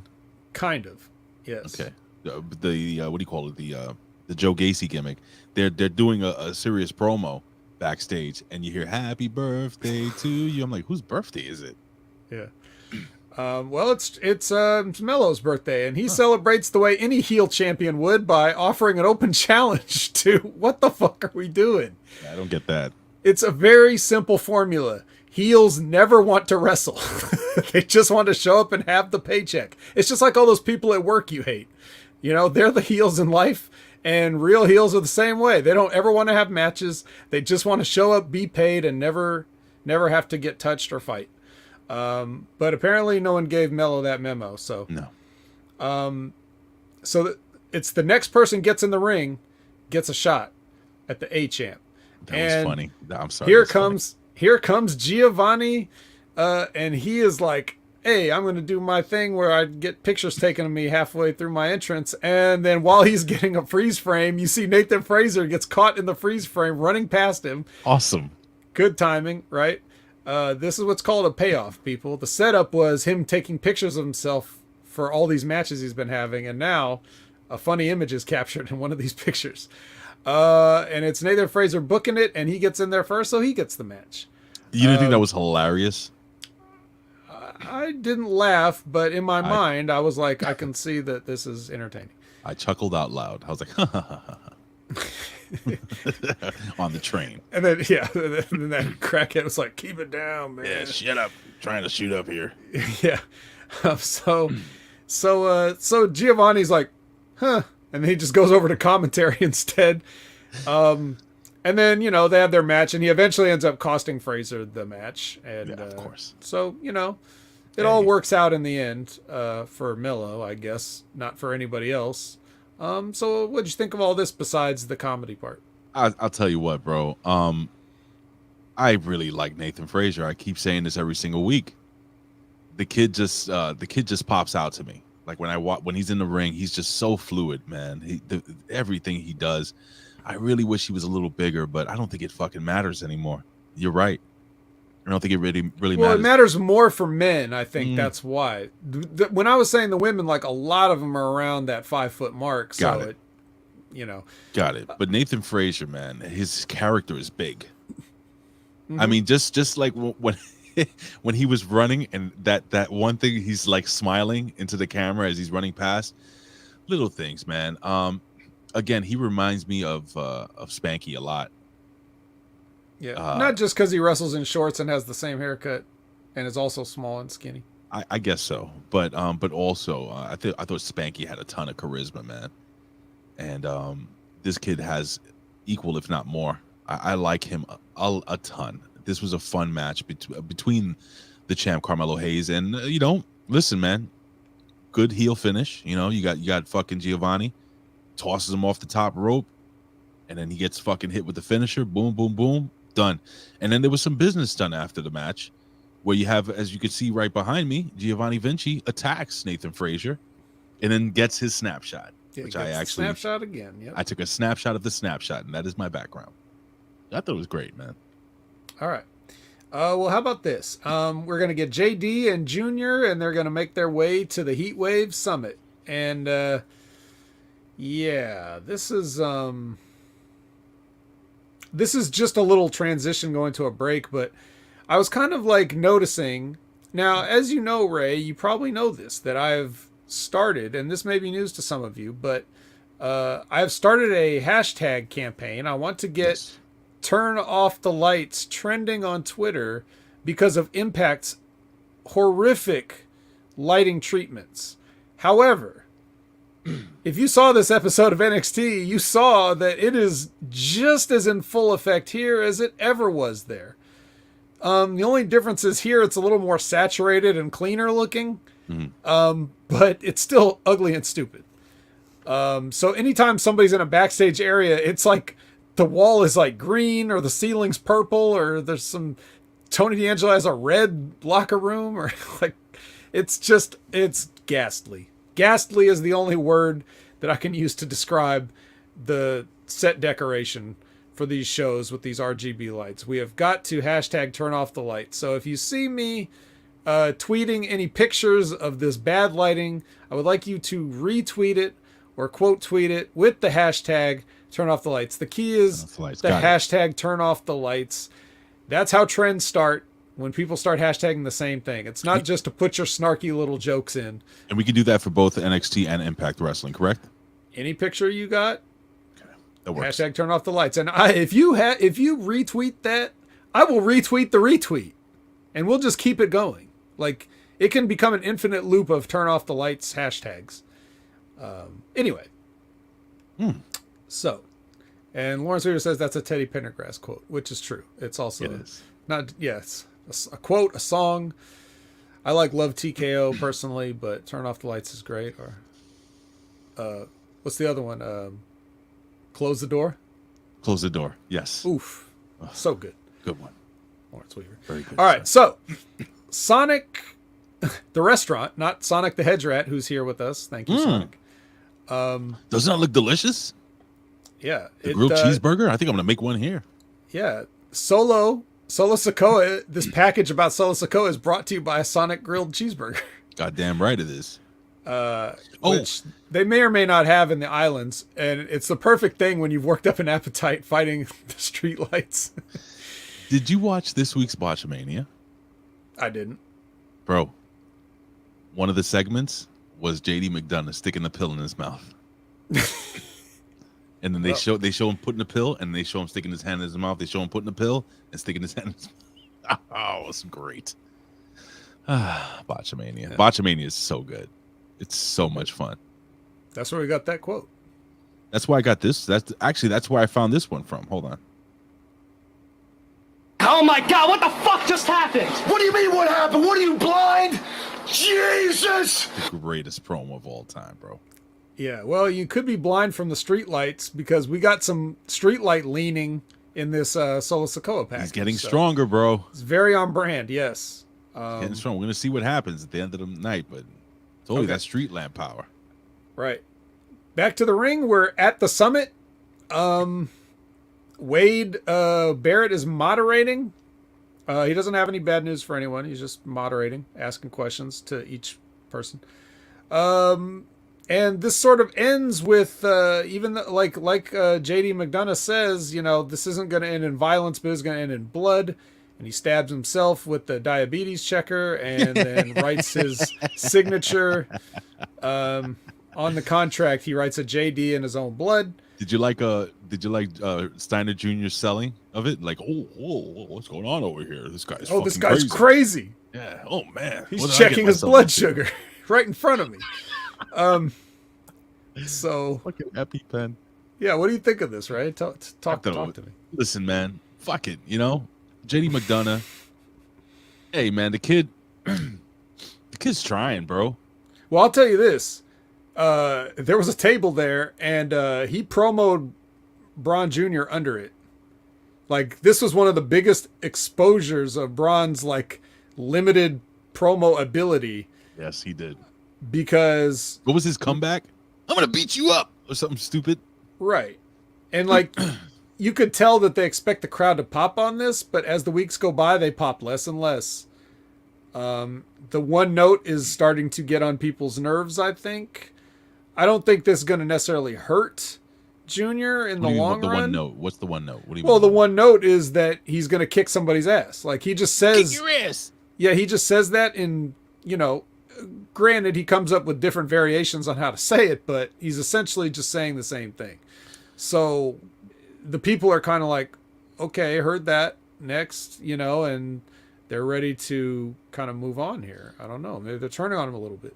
I think in order to get this guy over, I think they need to lean into his uncle a little more.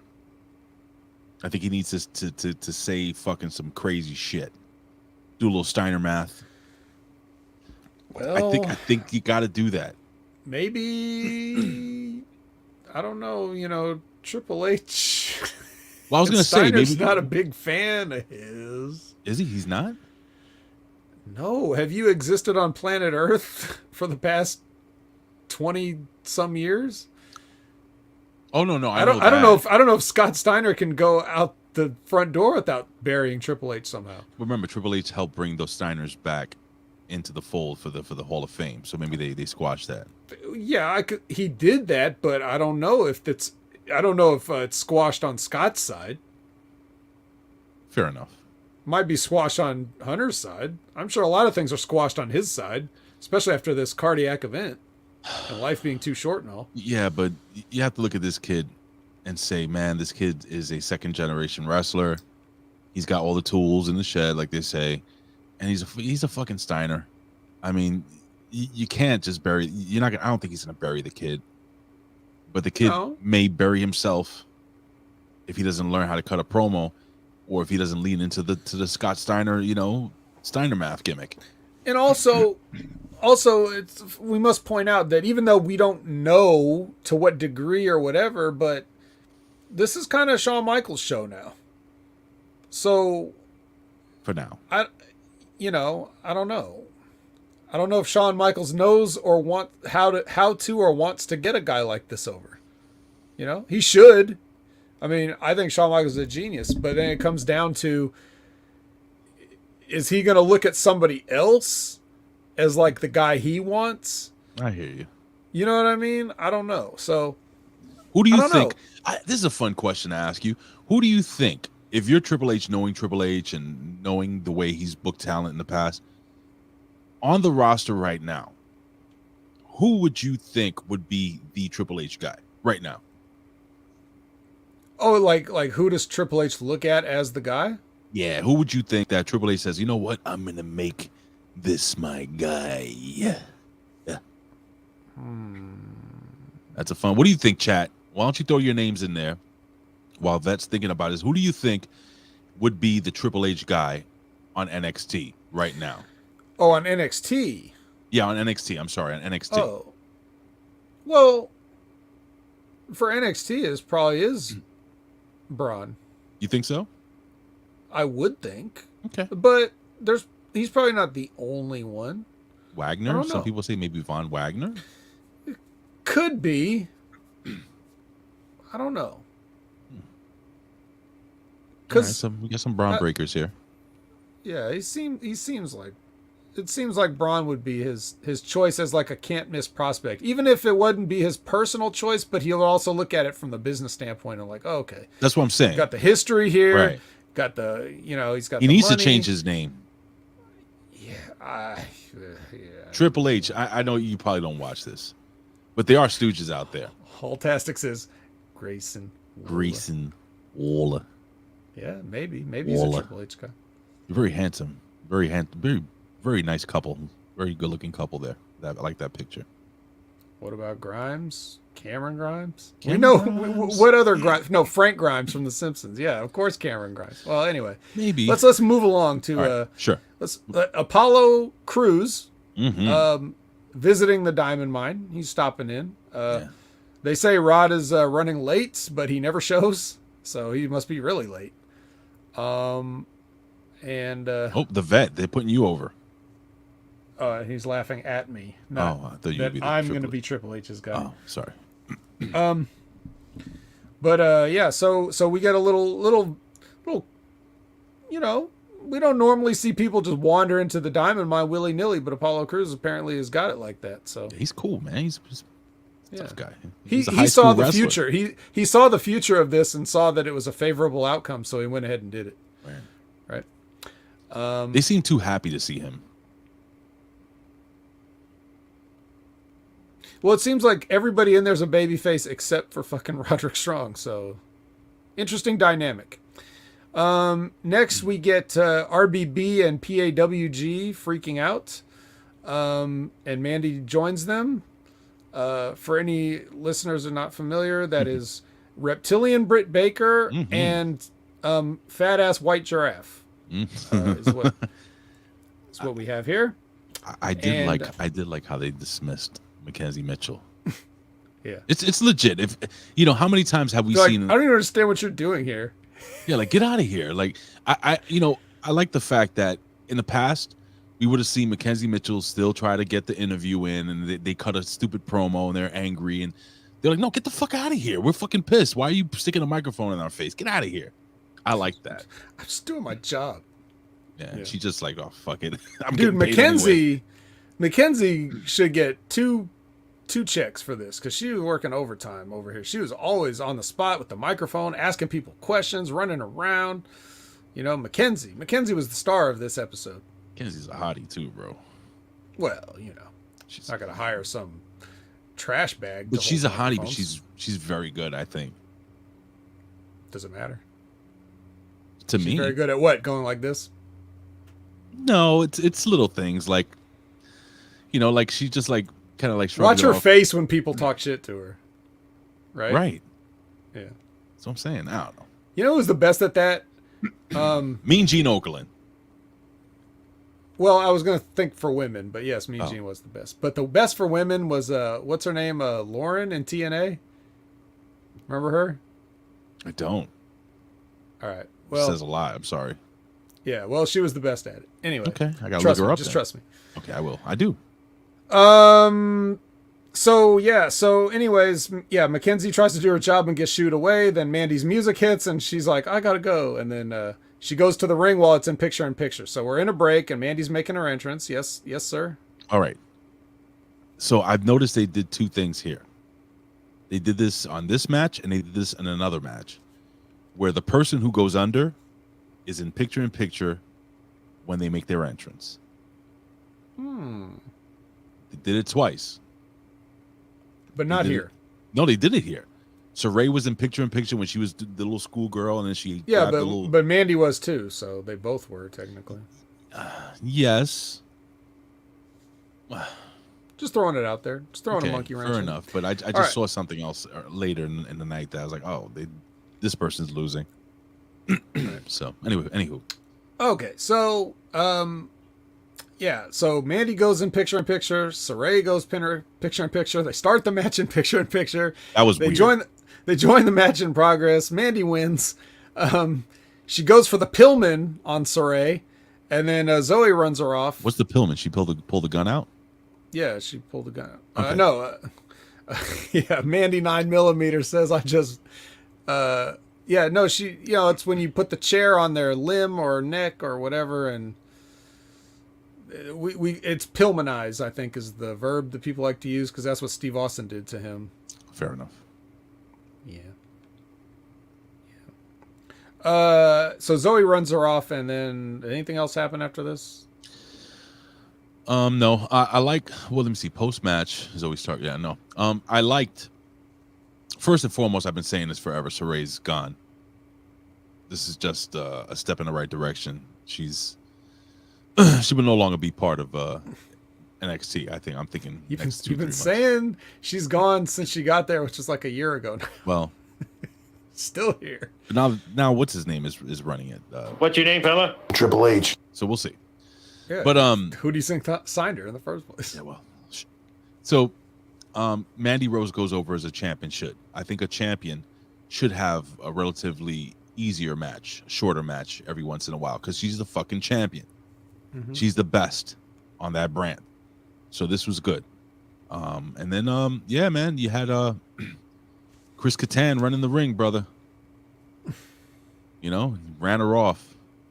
I'll tell you something, though. Zoe Stark, as much as I make fun of how she looks and stuff at times, she does have the look of a world beater when it comes to that women's division. I mean, she is just an athletic freak.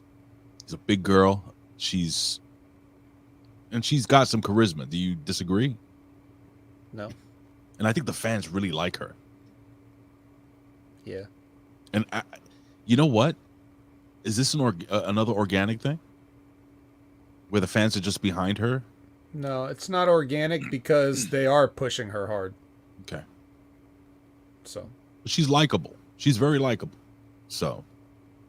See where it goes. All right. What else we got, buddy? All right. We got Tiffany Stratton doing gymnastics, and she does her own narration for the gymnastics, and she's in character the whole time, and she says toodles. I liked it. Leaves. Yep. Perfect. So far, there's nothing I didn't like in the show. Okay. All right.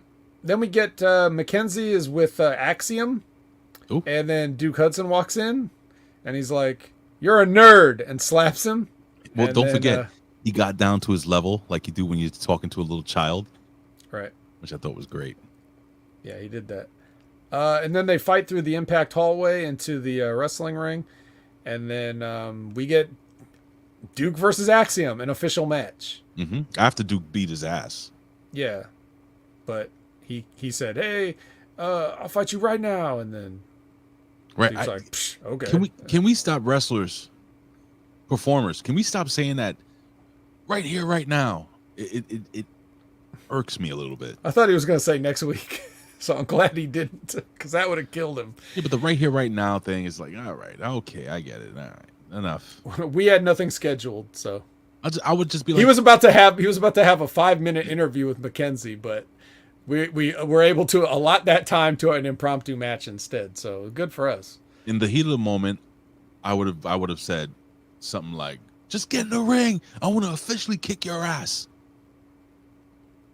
Have a Right referee run it here, through. right now. No, leave that part out, please. Next week.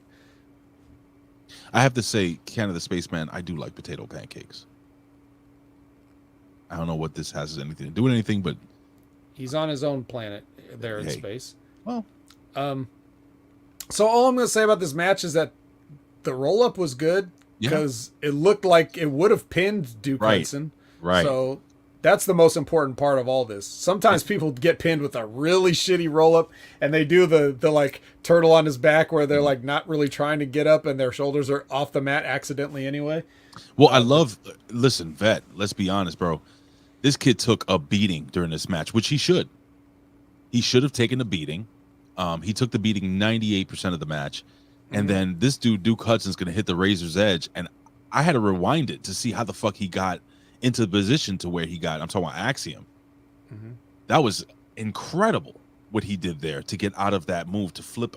It was just beautiful. It was a beautiful fucking thing what I just saw there, and then yeah, like you said, the roll up. I mean, he grabbed both. He grabbed both calves, pulled all the way, leaned all the way back with all his weight. I wouldn't be able to kick out of that, no matter how small the guy is. So Right. I think that was very, very well done. Again, Vet, something else I did not hate. I actually like this. Okay.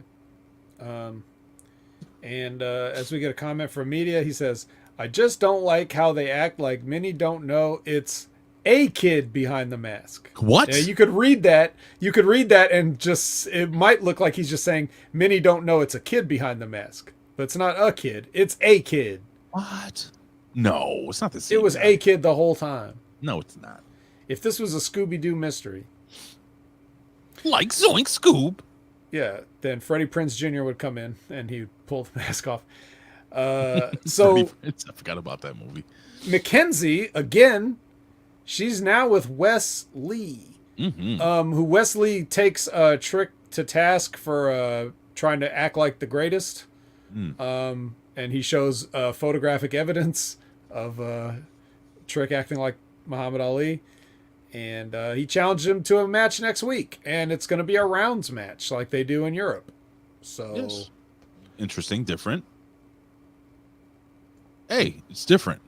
hey, It's basically a rounds match. What's the difference between 2 out of 3 falls?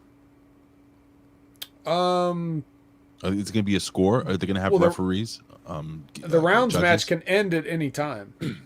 And there's rest periods. But will there be judges? Because I remember the old rounds matches. They had like judges. Like so, if Could it went be. to a draw. Could be. Excuse me. I'm interested. And those two guys are going to have a good match. So, again, something I didn't hate. Yep. All right. So next we get the family versus the Creeds, which are, I guess, also a family. They have their match. Stuff happens. Santos Escobar makes his return with the Santos Punch. I believe that's what the move is called. And then that turns into the Creeds hitting their old, the thing into the other thing. So they end up retaining the titles here against, what was this, Tony and Stax? Sure. Listen. Again, I didn't hate this match. I popped to see Santos Escobar come back. I was like, oh shit, he's back. Very well done. They tricked him the whole time. He's over here thinking that, because you have Elektra Lopez, Carmen Sandiego, flipping him the cane or whatever the fuck, the crowbar, whatever it was. And it was well done, man. This was, again, something I did not hate. All right. next we get a Roxy package. Oh. She basically tells her, she basically recaps the whole story and challenges Cora at Heatwave. Sure. I guess not really the greatest.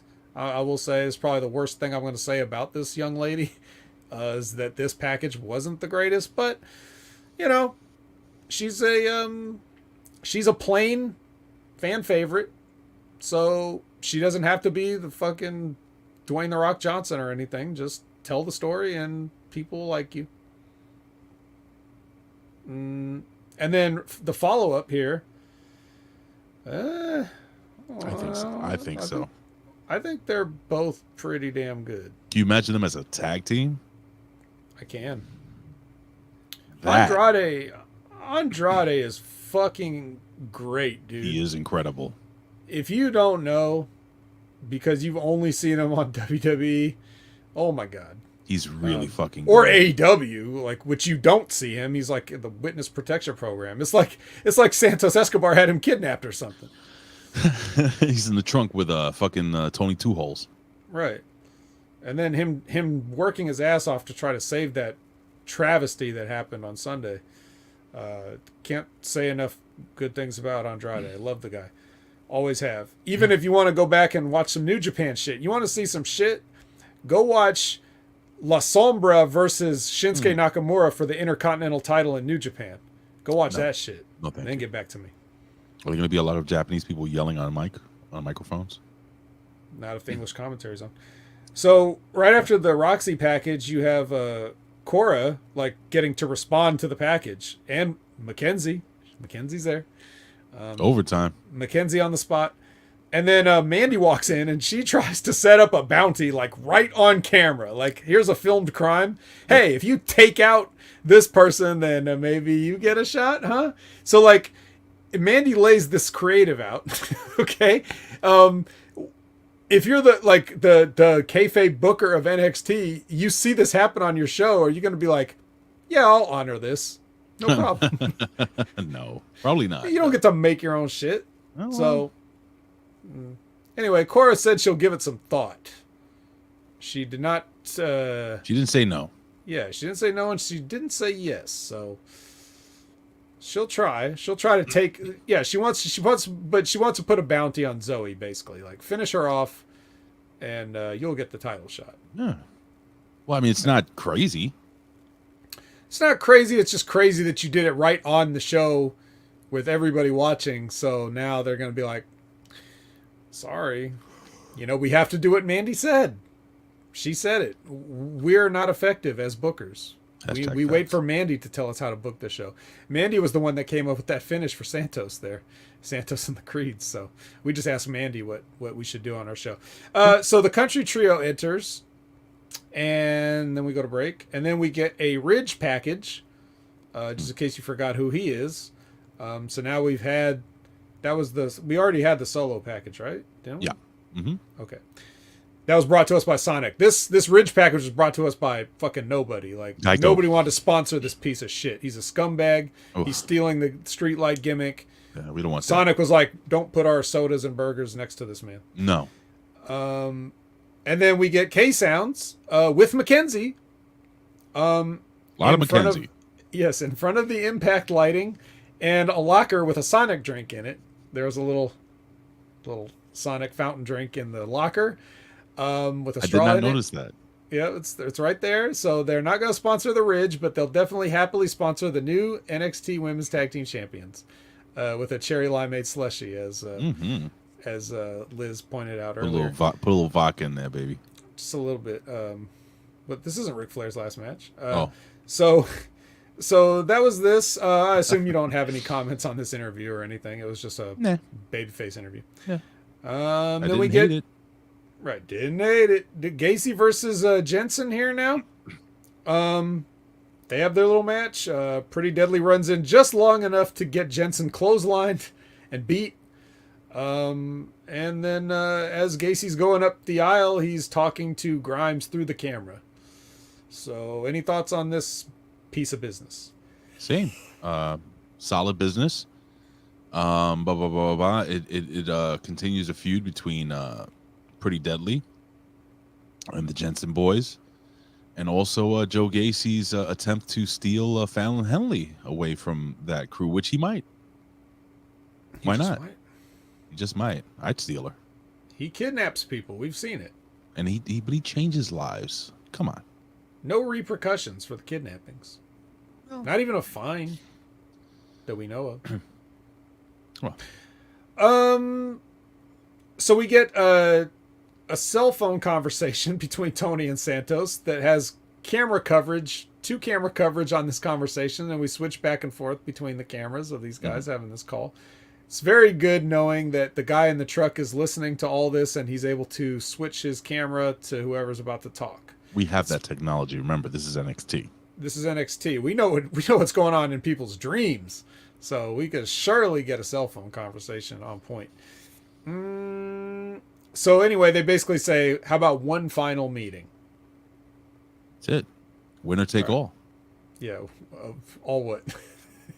We already did this. All of things. Santos lost and he had to join. What else is there? Now we have to do this again? Well, what if he loses again? You have to join again? The one guy goes to the main roster. I don't know. All I say is this. Loser leaves NXT, goes to Raw match. What's the flippy girl's name again? The ballerina girl? Not the gymnastics girl? Tiffany Stratton? Tiffany Stratton. Listen, we talking about the technology. Tiffany Stratton not only cut a promo, but she was able, with the technology that NXT has, was able to put the dream that Schneebitz had in her fucking promo in her promo. Mm-hmm. It's incredible. Yeah, they're being selfish with this tech. Like, this could do great things for humanity and save lives. I need that, but instead, okay. So Alba Fire enters, and then we go to a break. But actually, Lash Legend entered in picture. Yeah, I was saying. Yeah, during picture in picture, Lash Legend makes her entrance, and then it's pretty straightforward win for Alba Fire here. Not a lot of. I mean, there was a little chicanery when she tried to grab the bat, but she just got super kicked and then. That's it. And I knew Lash Legend was going to lose because she made her entrance in picture in picture. Picture in picture. Okay, now, and just an update: is Alba Fire still getting over with you? Or? Nope. Okay. No, I don't like her. Okay. Even after your breakthrough, your emotional breakthrough, you still holding it against this individual woman that is certainly not your first grade teacher. Well, I've already moved past the first grade teacher, and I just don't like her. Oh, okay. So you're a new person you don't like. All right. Yes. Got it. My new least favorite. So person. This would be the first thing that you didn't like. You didn't hate. Well, here's the thing. It was, yeah. All right, that's one thing I didn't like. It was Alba Fire being on TV, but I love Lash Legend, so I didn't hate it. Okay, Lash Legend. Okay. All right. Well, what about this?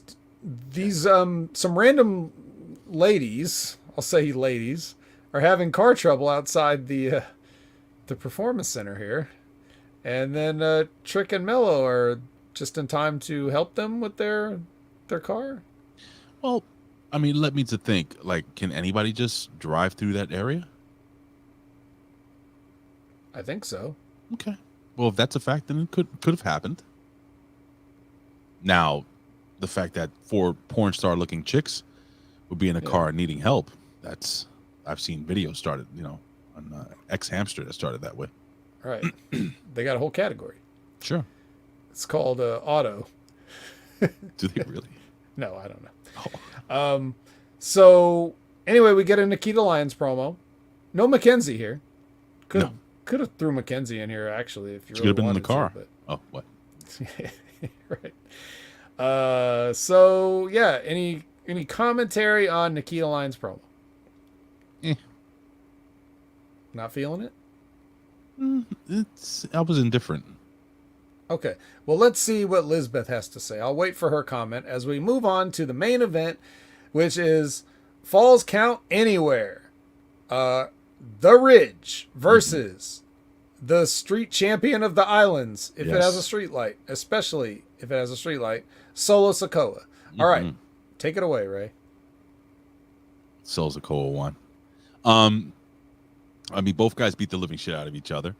I love the fact that they took it out of the ring outside the building, which they end up getting in Trick and Mello's face, and they throw them into the car, which was great. So we're going to see something, maybe something comes out of that. Then they work their way back into the arena, and then they run into Cameron Grimes. They embarrass him even further, which again will lead into more like these little things, like little sprinkles of possible scenarios moving forward. Brought joy to my heart. And I told you over the last 2 weeks, Solo Sikoa has been just standing by that street light, just absorbing that power. Now, when he came off the top rope, now he puts the cranial ridge on the announce table. And by the way, that bump that cranial ridge took on that table at first, what was it? Was it him? Where they didn't move that screen out of the way, and he went screen back first into that little screen they have on the.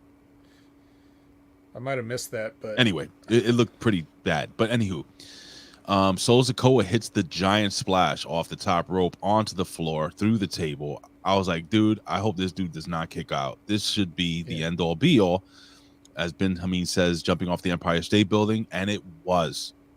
There was no kick out. I was very, very pleased. I said, yes, finally, a guy gets fucking splashed through a table, and it's a 1, 2, 3. The end of the match, which it should be, because it was the biggest spot in this entire match. Throughout the entire match, again, we had little spots around. We had tables, ladders, and chairs. Oh my! We had the like I said, I'll go back and say you had a little bit of what do you call it? Sprinkles of potential feuds moving forward in this match. With Trick and Mello and fucking and Cameron Grimes and stuff. This was a very well booked street fight, I guess you would call it, where Solo Sikoa, the street champion, won the match clean, I guess you would say. And yep, that was it. And we had Robert Stone just losing his fucking shit the entire match. So Mr. Stone, they kept calling him Mr. Stone. Well, he is. Is that new? That is what he identifies as. Still. Oh. Is that new that they said that, or have they already been doing that? Never paid attention to it. Okay. So I don't know, dude.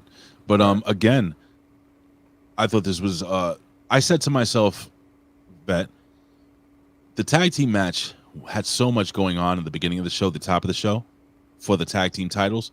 What could fucking top this? I thought this did an excellent job at capping off a really solid show, which I enjoyed the entire show, except for Alba Fire being on my TV screen or my cell phone on the train with a crackhead scratching himself. Okay, well, I have no disputing any of the things that you have just said. Mostly because I just stared at this match and it just flowed like, it's kind of like the phrase in one ear and out the other. It was like that, but a wrestling match. My brain in one side of my brain and out the other. I won't remember it tomorrow. But I did think the same exact thing though about the finish. I was like, if this motherfucker kicks out, but he didn't. My earlier question, Liz answered. She says, I started my Carmella mute with Nikita now. She starts talking and I hit mute. 3 laughing, crying emojis. So, because Liz has established that anytime Carmella is on the screen, she hits the mute button, which is not fair to Carmella. Mella is money, okay? So, just saying that. But Nikita may not be as money as Mella in the promo department, so understandable. But yeah, so and like you said about the book ending of the show, you had that whole show in the middle to let people kind of calm down somewhat after that hot first match. Sure. With the new champions, and we get to celebrate. So everybody kind of went home happy here. The baby faces won at the open and the close of the show. Axiom pulled out a upset, like, I don't know if any heels really went over here. I'm sure somebody did that I'm forgetting, but Look, you had a big title change. Oh, Mandy technically went over, but she's a champion, so that was kind of expected. 3 title matches, right? Pretty much. Fuck. Yeah. So. Bro, it was a good show. The Creeds won, you know, so. I think this was a really solid show. And I think it'll get better as time moves along. So if this is a direction, they need, listen, guys, I don't know how they're gonna rebrand NXT. I don't know if they're going. I don't think they're gonna go back to the black and yellow, but they need to change it up. I've made the comment that they should maybe perhaps rebrand, like do this show. How interesting would it be, Vet, if they kind of did this? Like, remember the old primetime wrestling with Gorilla Monsoon and Bobby Heenan? Yeah. Think of NXT done that way. Oh, where it's like a studio show? That's... Well... It's different. Something this generation hasn't seen. I know. It's a little out of the box, but... Well, it's not just that it's out of the box. It's the fact that, you know, NXT was... If you took out the 2 hosts of Gorilla and Heenan, NXT was very similar to that or this or any other thing where it's like they had a good mix of promos, matches, and stuff like that, and it was an hour and they taped 3-4 weeks at a time. But when they went to USA, now they got to do a live 2 hours, even if it's a taped 2 hours, but it's still supposedly live, right? So, I mean, they were doing their best work when they were an hour taped. I'm just saying, bring back Sean Mooney. Sean Mooney, does he still have his podcast? I think so. Yeah. You know, he Sean. ain't doing nothing. You know, Sean Mooney got his start here on local TV on Channel 9 as a sports guy. Oh no, I think he was an anchor. I was like, oh shit, that's the Channel 9 anchor. He's on wrestling. I like Sean Mooney. I always thought he was over, to me. When you get a guy like Sean Mooney, somehow you just get some sports credibility, I guess. Sean Mooney's awesome. If you got a white Ken doll with a good voice, you just sports. You just think sports. So Vet, now that we're about to go home and stuff, what did you think of this week's NXT? I said that I didn't find it, I really liked this show. As we reviewed the show and we went over the show, and again, nothing. Yes, I'm sorry, Media M5, WWOR TV. Wow, that's way back in the day. Channel 9.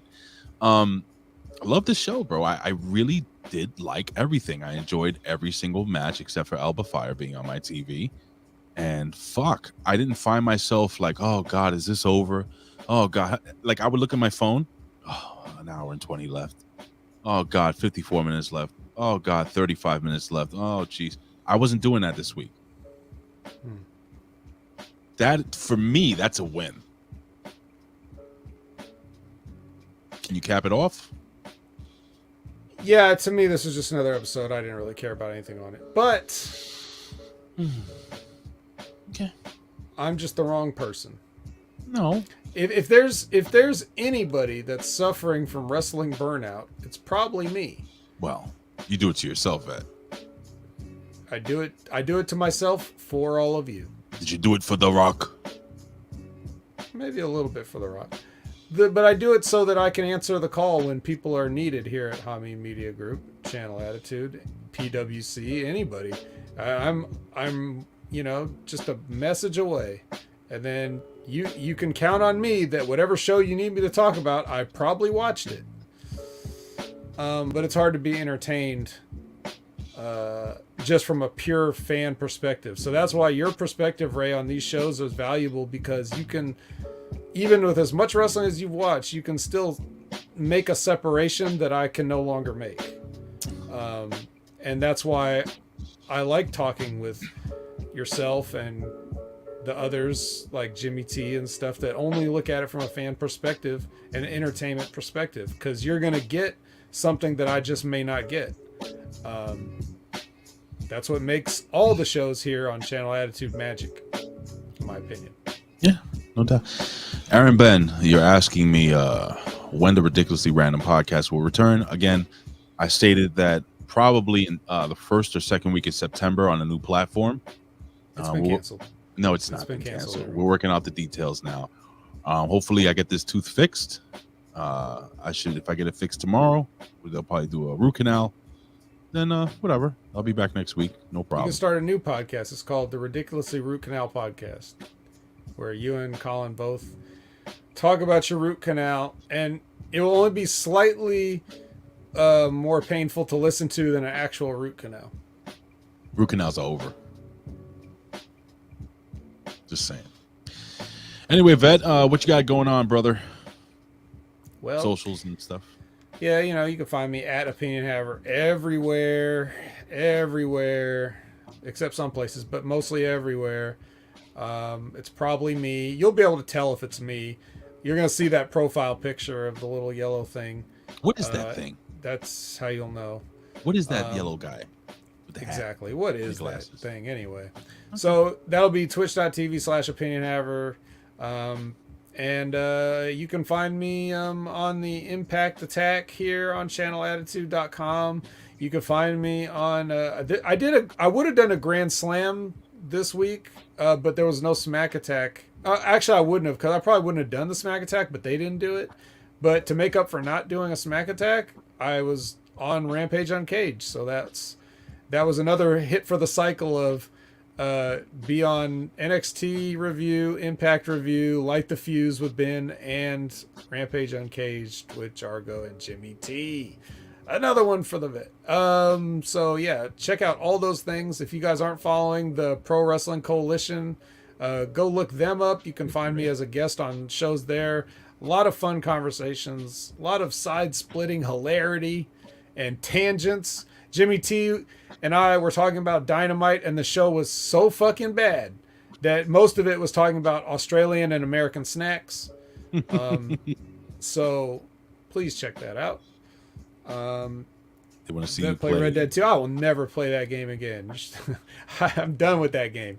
A game that takes you 45 seconds to pick up a can of beans off the ground. I don't got that kind of time. I got too much wrestling to watch. Can I just say something? Sure. Yimbo, and I'm just gonna. You ask me thoughts on Sean and Billy Beef. Here's my thoughts. Billy Beef?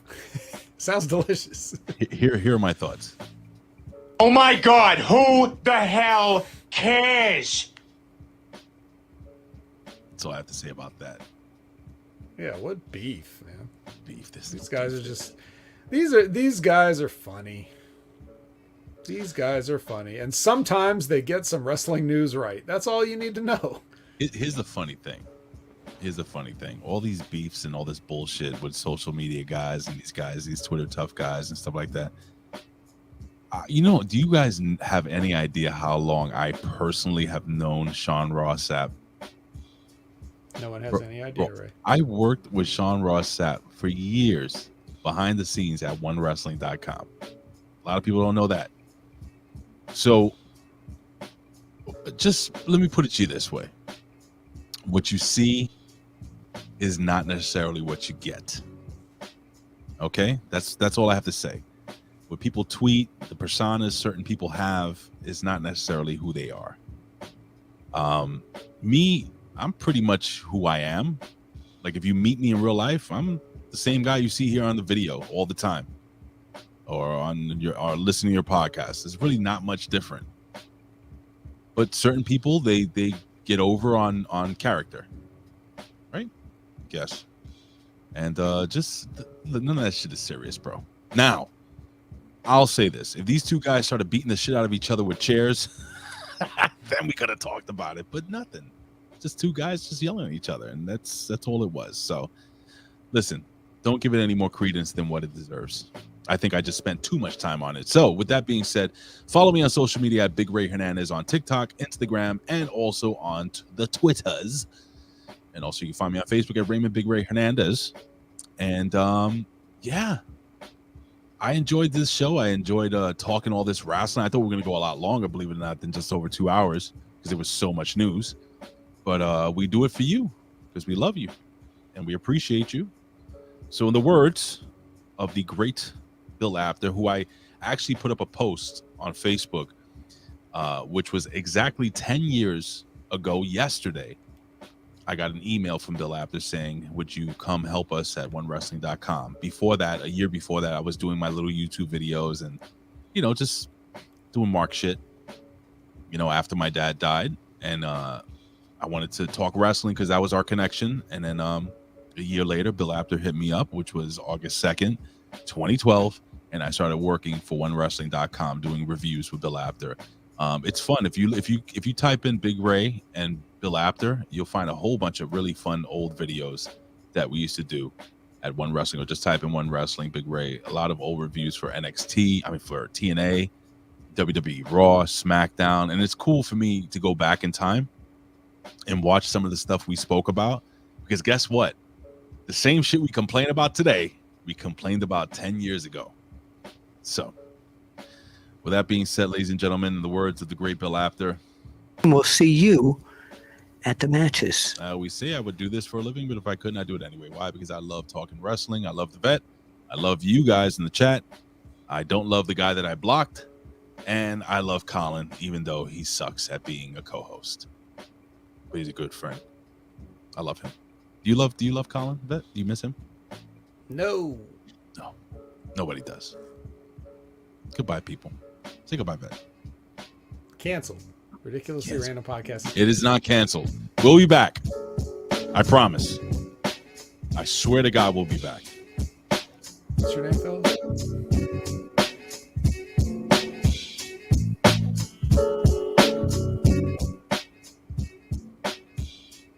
What's your name, fella? Triple H.